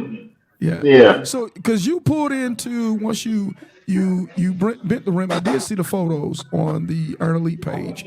You went into some type of side shop to see if y'all could fix that rim. Am I correct? Repair shop. That was Kodak's buddy. That was somebody in the background has got a whole conversation going. If they can mute out. There you go. Somebody can mute out for me. Yes, I saw that one. There's the picture. So that got you. How many miles down the road? So many miles down the road did they get you? 30? They got you about 30 miles down the road. Because I'm not sure. You got to think. So PJ bent his rim before we crossed into Alaska in Destruction Bay. We crossed to Alaska. The first little town that we got to was where that shop was. That place. That Kodak had the brilliant idea of trying to bend the rim back from previous experience. So it worked enough to where we were able to ride for 15 miles at a time, stop, pump up some tires. Ride, stop, pump up tires. So we did that from Jesus. you might as well just say from the border all the way to Fairbanks. Yeah, all the way to Fairbanks. Just pushing. Just pushing. Gee whiz. You talk about stressed out. Yeah, I bet. Go ahead. I bet. Because also obviously you couldn't go too fast at this point anymore, right? You're moving along, just kind of. I wouldn't say that. PJ was still being PJ. He was still PJ. Yeah. Oh no. He was still PJ in it. Okay. We wasn't scared. You only do what you can handle or what your bike can handle, right? And with these new bikes and the devices that are on them, being able to monitor your tire pressure and stuff right there on the screen and see it like, hey, I'm losing a pound here, I'm losing a pound here. All right, it's unsafe to travel at this speed. Let's pull over now. Like, so you could do that. It's not like back in the day where you was waiting to get that little wobble and it was like, oh, now, Yeah. And by then it's too late. The TPMS now on the bikes, I'm so on it, but at least it's another warning sign. It's a gauge. The gauge. It helps. And then a tire gauge is the best thing to have on you anyway, period. I think it's an old and tried true a piece of equipment. So fellas, as we're going to get out of Alaska, so any last thoughts on what a rider should know about Alaska that maybe I didn't cover before we get out of Alaska? The mosquitoes don't stop. I've heard about it. I forgot all about that quick. Yeah. I had eyeballs where they bit me, because my helmet come down to right here. And they would get right here and just bite me in my temple. And then your helmet don't cover the back of your neck. The back of my neck was tore. Oh my God. When they bite, they don't play. They come in the hundreds. They got a cold little setup. Yeah. Go ahead, guys. For those that don't know, in the summertime, obviously, there's so much water around Alaska. And that's mosquito feeding ground. Breeding ground, feeding ground. Is that true? Fact. Yeah. So they got a sign. Yeah. They said mosquito was the state bird. Yeah. The mosquitoes wear coats, so the coat don't even bother them. Wow. So they biting through heated suits and all, everything. At this point, were y'all wearing heated suits still, or were y'all pretty much able to come out of that stuff? I wear a basic riding pant, but no heated for me. Okay. No. So what we were looking at as far as temperature on the Dalton Highway, was it pretty? Were we looking in 70 highs and maybe 40 in the lows? I think the only part of the Dalton Highway we went through all seasons. We went through the past, but yeah, like Laidback about every season. Everything's sort of snowing. Like it got cold enough, but it didn't snow on us. That was the only thing. Okay, cool. We got the rain, we got the sunshine, we got cloudy weather, wind blowing, but it was decent. Okay, so it was doable. Okay. But at Dead Horse, it was that pure cold. It was different kind of cold. Because when I got up there, when I first got in there, my heated gloves had chunks of ice on the outside of them. Okay. That's why I was miserable when I got the Dead Horse. I was dead as that horse on the road king. So we're gonna take it out of Alaska. I think we get our gist of Alaska. Alaska for grown folks. It ain't for no children. It's for Pan American bikes. It's not for CVOs unless you don't mind yours getting towed up. I saw those guys dump. Yeah, I see the Road King. I saw those guys dump. I think everybody dumped the bike in Alaska. Am I true? Is that true? Frizz, you didn't drop yours in Alaska? Okay. I know Kodak dropped his. I saw that white one sit on the ground. I think somebody else, Laidback, you dropped yours on the ground, didn't you? Kool Breeze, I think you dropped yours on the ground too. I did twice. Yeah. So we had a few bikes taking dirt naps, but it's all good. It's all good. So we get it back. We're heading down. Let's take it down the Pacific. From this point, we're back in America. Unless there's something in particular you guys think we need to talk about going through Washington State or Cali. Anything particular we need to discuss on that? Just like a regular American highway at that point, right? Just gotta love the curves. You just gotta love the curves. In what? Northern California? Oh yeah. And yeah. Oregon. Oh, cheers. Oregon, yeah. Coming up out of those mountains, it's so fun. Where we at when we let me see. Let me look at this one. Let me see this cut here. See where we're I mean, it gets to where you're so excited when you get back on our soil. Where we at here? It's just go ahead, yeah. Where we at here? Where is this at? That is are we back in the Yukon there, I believe? We're around Haynes Junction-ish. Yeah, this is just before we missed our Okay. That's not ice over there. That's ice. I wasn't, but it looked like Yukon. Okay. That's the riverbed, but there were portions that were still like frozen around it. Oh, okay. Yeah. Okay. Let me come out of this one. Yeah, I think we are embarrassed enough on that one. I'm sure that one again. Okay, well, that's a hell of a ride. Yeah. I think it was phenomenal, falling or not. So we're gonna round this in the home, fellas. I really wish I could push more time, but I know I'm gonna be respectful of you gentlemen's time as well. So let's do this in the last segment. Let's take it from the good, the bad, the ugly, and I'll let everybody go around the room and give your last thoughts about the trip, what you learned from it, and what you want us to take away from it. But I will say this for the guys that are gone. This was the ultimate Yonder. The name of the patch that you guys created was called the Ultimate Yonder patch. Am I correct? Yes. Okay, very cool. So let's do this. Let's do good, bad, and ugly, and let's go age before beauty. So we'll start off. Let's go with you, Czar. Let's take your takeaway from this trip. Good, the bad, the ugly. The ugly is I didn't finish it. The good, there's always a good ride when you meet folks. The little motherfucker.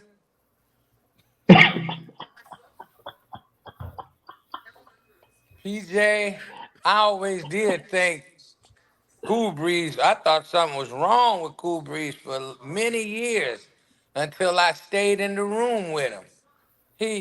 Kool Breeze, he down to earth. Frizz, just Frizz. Frizz keep it going. But as far as riding, we had some white boys came after us, and they went around me and Frizz, and we couldn't stand it. And we went after them. They're coming out them turns and mountains. PJ would have went. I know PJ would have went, but of course, he's slow. But Shut up. we had I had a good time. I bitch and moan, but I didn't complain constant, because all that does is just get on other people's nerve, and it just make that part not safe. But I ain't going no more. I'm done. I'll ride around the floor. Don't call. You might. Don't call. They fixed that back right. We go, Czar. Thanks for letting me ride, and thanks for helping me. Hey, for those that don't know, you've been up to Alaska before, am I right, Czar? Oh yeah. Yeah, I've seen you go up there before. Yeah. Yeah. Was this your second or third trip? This would have been my second trip. But it's the way, geographically, the way I was going. Yeah. See, when I went first, I went through Abbotsford, the way PJ goes through. Yeah. This time, from this East Coast, it wasn't no joke. It's because of the route we took. Yeah. See, people don't realize where we geographically were. Yeah. Hey, Regina isn't that far from the border, but coming out of Montreal and Quebec and all that up there, and then they were talking about when they were talking about the weather. Well, if the weather's calmer out east because your altitude ain't as high as you going north up into the Yukon. Right. Well, it's cold up there. That's all the mountain ranges. Yeah. So, and them people don't have a. They're just coming off of winter, so roads are gonna be bad. See? Oh, for sure. For sure. So I don't have nothing else to say. Thank you for the ride. That's what's up. So BJ, you want to take a run at it? Yeah. The good is, from my standpoint of view, when you could end the trip, everybody get back home. We're all in one piece. After something like what we did, we covered a lot of miles, and we all came back in one piece, healthy. We can talk about it. We can share it. I think that is the good on a scale of others. No. And the bad is it's personal to me because now it forces me back into. I thought this was my last trip. I told them guys, they'll tell you. I'm like, I'm done. I'm through. I'm getting ready to get this ride out the way. I'm out the way.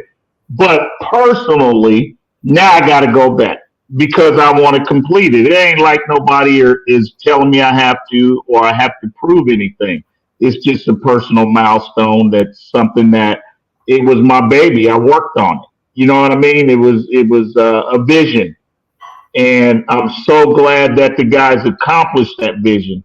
And I'm gonna just do them one, and I'm gonna go get it too, and let them know that I appreciate it. And it was a great overall ride. It was just a great ride, and I'm ready to do some more. That's it. Hey, that's how gangsters get out, man. That's how ground pounders get out, man. That's what it is. hey, so big guy, Kodak, what you got for us? What's your takeaway, my guy? Hey, let me say I'm extremely thankful, and I'm touched that these guys allow me to ride with them. The saddest day on the trip was when Czar left and went home. It was so sad when he left the hotel that it was raining. It was cold. It was raining, and the bad days is when we left early in the morning, or when we left in the afternoon after we've been flipping and flapping all day. So we probably didn't get on the road till like 11 o'clock when Czar left. I was sad because at that time, until that time, I wasn't the slowest one. I wasn't the one that had to worry about. They was worrying about Czar because we had a routine. We had to wait till Czar ate breakfast before we go. And that just gave me more time to relax. But when Czar left, it was just me then. I was a slow guy. I was the old guy. I was the hindrance. I was the only one that was complaining after Czar left. But when Czar was with me, whenever they said something stupid, me and Czar would look at each other and give each other that look like this. So now I was by myself when Czar left. And you lost your reinforcement. That's a good one. I lost my reinforcement. Yeah, you lost That's your real talk. Yeah. Hey, I'm laughing because that's true. That's true. That's true. I was leaning on Czar. He was the only one that recognized, because even in the meetings we said, hey, we're not gonna ride at night. We did 3 months of meetings saying, this is my limitation. I gotta pee. This is my other limitation. I can't see at night. And my other limitation is don't have me going all night long. So Czar was backing me up with that. But then when he left, they were like, shit, we gotta make up a whole bunch of time now that Czar in here. Hey, them guys say, them rules for the change, homie. Them rules for the change. Hey, he was a rare breed. They breed it up or speed it up on you. yeah, that part. Hey, real talk. I'm gonna say this real talk, Kodak. Them guys enjoyed seeing your pain. Now, hey, the more you complain, you know, the more you complain, the more you know they want to stick it to you. Kool Breeze, what we say? Got us one. Hey, hey. So here's the thing, though. Here's in all seriousness. After because they're talking about when I'm running around, that's all good with that. I'm good with that. But when I heard Dad say this little guy is always complaining every day, I said to myself, I'm gonna make a middle note. Just don't say nothing and just suck it up and drive on. Um, I love these guys. I got a bond with them. If it wasn't for Frizz looking me in my eyes and telling me to man up and make this trip, I would have turned around and went home at that first fall when we fell down. I had no idea where I was, no idea how to get back. But it's right before Frizz had that talk to say we need to stick it in. I looked up at him. I said, "Hey, bike in lip mode," and I was just gonna leave it in lip mode and try to get a way home. But we took the seat off. We pulled off the negative on the battery, and that didn't work. And then Dr. Marie said, "You got to pull the fuse out." I knew he was right, but I didn't want to admit to it. I was like, "Damn!" We pulled the fuse out. Bike came out of limp mode, and I had to stick it out. So I exceeded my expectation. I exceeded my riding ability, and hats off to you guys because if it wasn't for you guys pushing me, I would have been ashamed to see Frizz in Fayetteville every time I walk around, knowing I could have did what he did. It'd have been a horrible bike night, I can tell you that now. It'd have been a bad bike night. Yeah. Hey, Pressure on you, boy. Hey, I would have been like PJ saying, I gotta go ahead and make this make this again next year. I'm glad you did, my friend. I'm glad you did. Yeah, me too. So that's it for me, you, bro. Hey, I'm glad you did. Yeah, we laugh and joke. This man's 60 years young, and he went out and did what only a fraction of us could ever dream of doing. Only a fraction. So I'm proud of you, my guy. We laughed at you and laughed with you and the whole night and suffered with you, but I'm proud of you, my guy. I am. Any last things before I turn it over to the next brother? Yeah, Kool Breeze want to tell us his age. Okay. How old are you, Kool Breeze? Come on, man. I'll be 50-something next year. Come on, man. Tell the truth. Hey, Kool Breeze, But you anyway, on the top echelon of that, huh? The good about this trip is I did get to finish it. And to make it so cool, after me and Frizz cut all the bait, man, we cut up in California. I mean, we had to worry about the curves. We had to worry about the little guy on the white bike. We just, we finished with Mr. Nate. Yeah. And so, this my, I did back-to-back Alaska trips. I did back-to-back Four Corners. This is my fourth Four Corner. So, riding with these guys is pretty cool. And Frizz is a good-ass road captain. PJ is a good-ass planner. And Laidback, he know how to hold that money and ride that tent. And Laidback became my roommate once Czar got voted off the island. So that was good about that. Oh, yeah. And then I got to meet this little guy, Kodak, was pretty cool. Hey, for everybody out there, Kool Breeze did it on the Road King. He did it. Yep, sure enough. That's how gangsters get out. That's how they get out. Yep. He low key Real nothing, baby. It was easier to do it on the Road King than everything else. Lighter bike. Actually, there you go. Actually, that was the smartest move to do it on the Road King. A little bit more that's like going to get that Pan America. Yeah, a little bit more nimble when you're up down that Dalton Highway, right? A little bit more nimble. Yes, Yeah.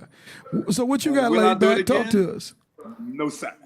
You said you ain't going again, Kool Breeze? No, I'm going to go ahead and watch it through Frizz's eyes and PJ. You guys did a good job. I've had enough Alaskan Canadian coffee that lasts me a lifetime. I would like to go back and get Alaskan Frizz they got up there. Alaskan Frizz was pretty good. Well, let me. You know Hey, that so, Alaska Frizz is not Frizz. You embarrassing him, man. yeah. Yeah. Hey, so Laidback, talk to us. What was your takeaway, guy? Don't cross the border with a lot of money. Anyway, I'm just kidding. What you got? Well, the good part about it, man, this trip was one of my dreams that I had on my bucket list that I was going to do it one day. Ever since I got on the motorcycle set, it was my goal. It was my goal to do this, to get to Alaska. Prudhoe Bay, that was a challenge, to be honest with you. That was one of the good part about it, with me meeting these brothers, and we all going up to Prudhoe Bay together. When I got into Fairbanks, before that, everybody I met telling me not to do this trip, telling me how dangerous it was. People die every year on this road, and when they see the bike that I'm taking on it, they was like, "Please don't do it on this bike." To be honest, before I met these guys back in the Fairbanks, I had already decided I'm probably not going to do this trip, at least not on this motorcycle. So I was at the Harley dealership. I tried to. I was working out a deal with them to get a Pan America. I was going to do the trip. Do the trip on the Pan America, or attempt the trip on the Pan America, and have them ship the Pan America back to my house when I get back in Fairbanks. And when I was about to conclude that deal, Kool Breeze hit me up. Hey, dude, we a few hours behind you. Just wait. We're going to come tonight. We're going to have dinner, and tomorrow we're going to be on the way. And so I was like, man, these guys are on the cruiser. Who am I? How special I am. I can just take my cruiser with me, and that's how I gained the momentum again to get on this road. I was scared, to be honest with you. And when they got there, man, after chopping it up with them, I was excited again. I was excited. Good. The good part, misery loves company, man. Yeah, misery loves company. Yeah. Oh yeah. If I'm scared, at least I want to be scared with a group of guys instead of be scared by myself. Yeah. Definitely. Yeah. And we made our trip, man. I was sorry for Kodak a little bit. It was almost like Kodak was like the outsider. I remember when we was in Cold Foot. Kodak wanted to spend the night in Cold Foot on our way back to Fairbanks.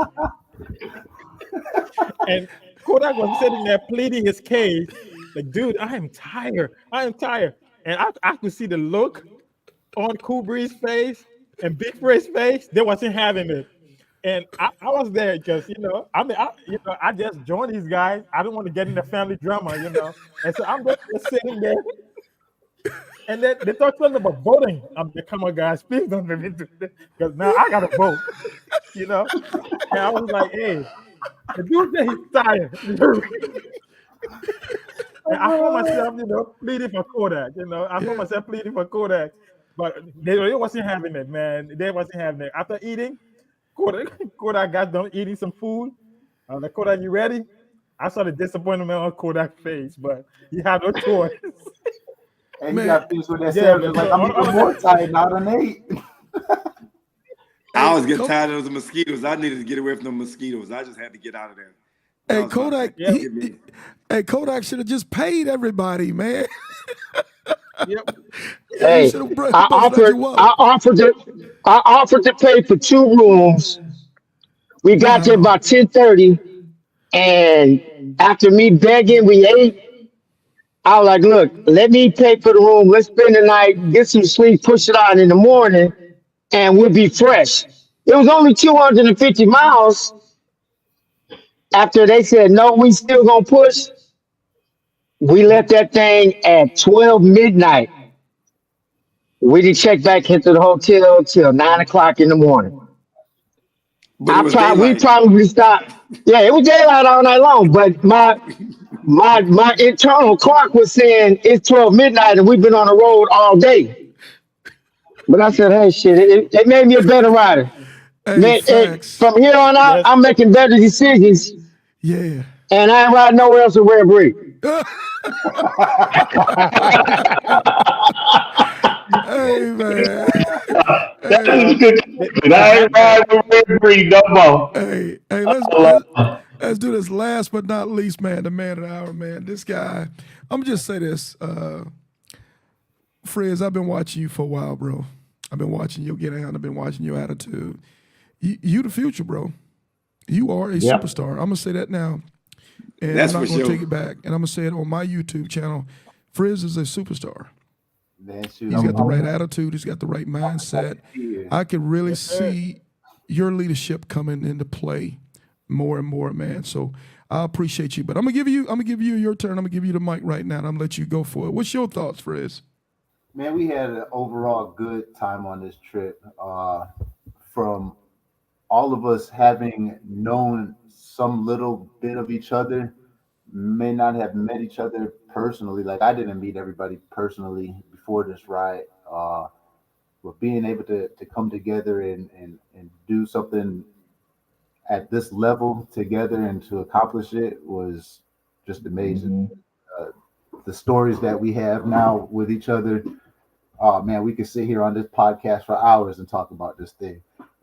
What to do, what not to do, what would you have done differently, you know. Man, I just appreciated the opportunity to be able to come out here and share the road with these fellas. Hearing all the stories from the brother PJ and all of his past accomplishments and big brother Czar and stuff like that. And then I've spoken and interacted with Kool Breeze. I've seen how heavy his vest was coming into the club. So, man, it was an honor for me just to be on the ride with these heavy hitters, you know. I see why Kodak's called the most hated, but he's okay. Yeah, he good, dude. That's my big brother right there. Much love for everybody on here. Laidback, man. We caught up later on in the ride. You know, he didn't do the entire ride with us, but just his journey alone was epic in itself. Of what he accomplished by himself, and then what he did with us. You know, I mean, man, this sitting back and looking at it for what it is. Let me give Big Frizz his flower, man. I'm sorry. Let me give Big Frizz his flower, man. If it was not for Big Frizz, I promise I would have left my bike right there on Dalton Highway. I am not playing. I mean, literally, Big Frizz had to take my bike. The bike was lying in the mud. The picture you see of my bike lying in the mud. I told Big Frizz, you can have it.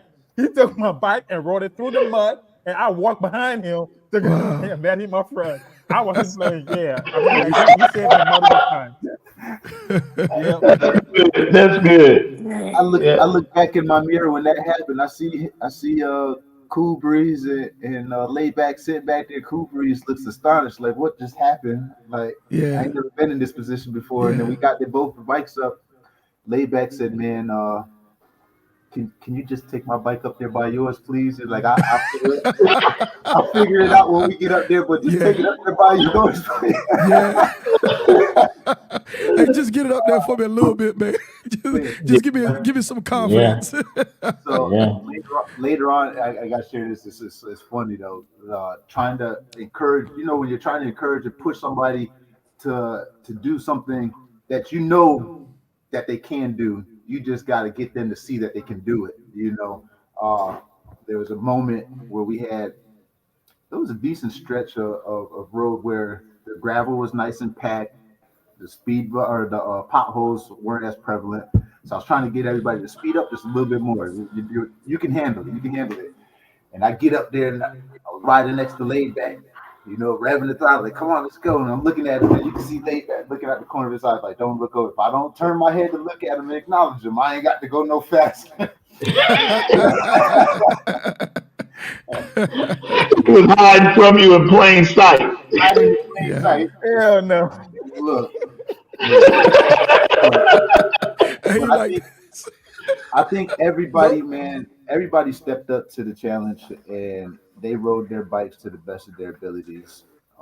We all complained at some point about something, but at the end of the day, we did something that, like you said, a lot of people haven't done and that a lot of people may attempt to do. And I hope that they take from this that it can be done. The same feedback that Laidback got from everybody telling them don't go on this trip or don't do that. It's the same thing that we were hearing going up there, from booking hotels up there. How are you guys getting up here? On the bikes. Oh, you guys ain't gonna make it. I wouldn't take this route, or I wouldn't do that. If you sit here and you listen to everybody tell you what you shouldn't do based off of what they wouldn't do, you'll never do what it is that you can do. Nice. Facts. Okay, so That part. I Say that encourage again, everybody Frizz. to get outside of your comfort zone and try it. You would hate to sit back later on in life and say I woulda, coulda, shoulda. Whereas you could have sat back and said, I attempted it, but it didn't go as planned. Or I attempted it and I did succeed. If you don't try, you'll never know. Facts. Yeah. Facts. Well said. So, hey, man, so this is what we got. These gentlemen, one did a, I'm sorry, Laidback, explain that, the challenge you did. You did the trifecta, it wasn't the trifecta, it was what? Ultimate coast to coast. It was the ultimate coast to coast. And then PJ, Kool Breeze, Czar, and Kodak, they attempted the ultimate Yonda, which is the four corners, east and west, completely across Canada, all the way up to Prudhoe Bay. Is that complete? Is that accurate? We had three gentlemen. Down to Anchorage. We attempted it. Back And down then, to then Anchorage. Anchorage and Prudhoe and Fairbanks and what was the last city I missed? It was You four got them cities all, in I Alaska, believe. right? I got them North all. Pole, North Pole, Fairbanks, Prudhoe Bay, and Anchorage. North Pole and Fairbanks are pretty much like they're next door neighbors. Right there. Yep. So gentlemen, let me give you this. I got to give you a Don DeMarco. These gentlemen attempted, some succeeded, but they took it like a champ. They dared to do something that a lot of us would only be able to just dream about. They took this challenge on, and what you guys did is what I'm really, really thankful for. You had enough about yourself to care enough to share your ride with us. A lot of people wouldn't have done what you guys did because we're afraid if we don't make it, we don't what people think about us or telling people too much. But by you guys caring enough to share your ride with us, I guarantee you're making us better motorcycle riders today. I guarantee you. And with that being said, from the bottom of my heart, I thank you for giving us 2 hours plus of your time today and caring enough to share that long ride, your ups, your downs, your success, your failures, your fights, sharing all that stuff with us because that's real stuff. We've laughed today. We've talked some trash. We've given each other the business. But I tell you this, you guys, all of you guys are some bad mofos, man, from the bottom of my heart. Thank you, gentlemen, so much. And I'm going to tell you this, man, for everybody out there, I don't know, man, you join Rare Breed, these guys going to want you to ride some motorcycles, man. I'm just saying. And Kodak, thank you to you and the Soldiers United because I'm seeing you guys get after it. You know, when you were up there, I'm seeing, you know, guys from Soldier United going up to Toronto and guys are doing, you know, I-10 end to end, and I'm seeing guys doing the four corners. So this guy's been doing this stuff all over the place.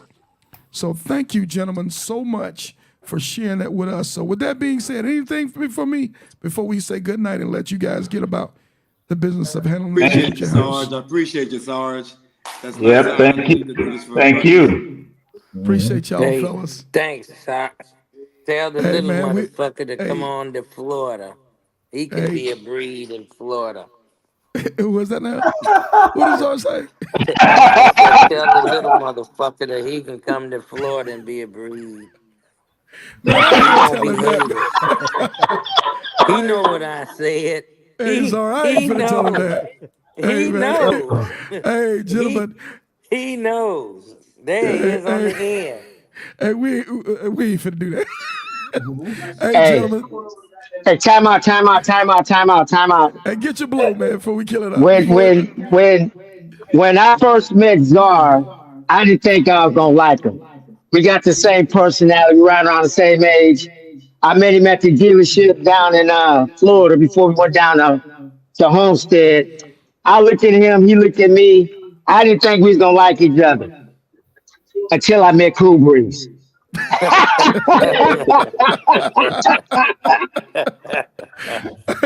man, I had to let him get that shot in. Kool Breeze. Hey, last words, man. I gotta close it out. What you got? Nah, that little motherfucker pretty cool. I like him 22 push-ups. He wasn't shit on the highway, but he could do the push-ups. But he did 22 push-ups. Hey, shout out, fellas. Hey, with that being said, man, fellas, keep it motorcycling, you dig? Good night, everybody. Take care.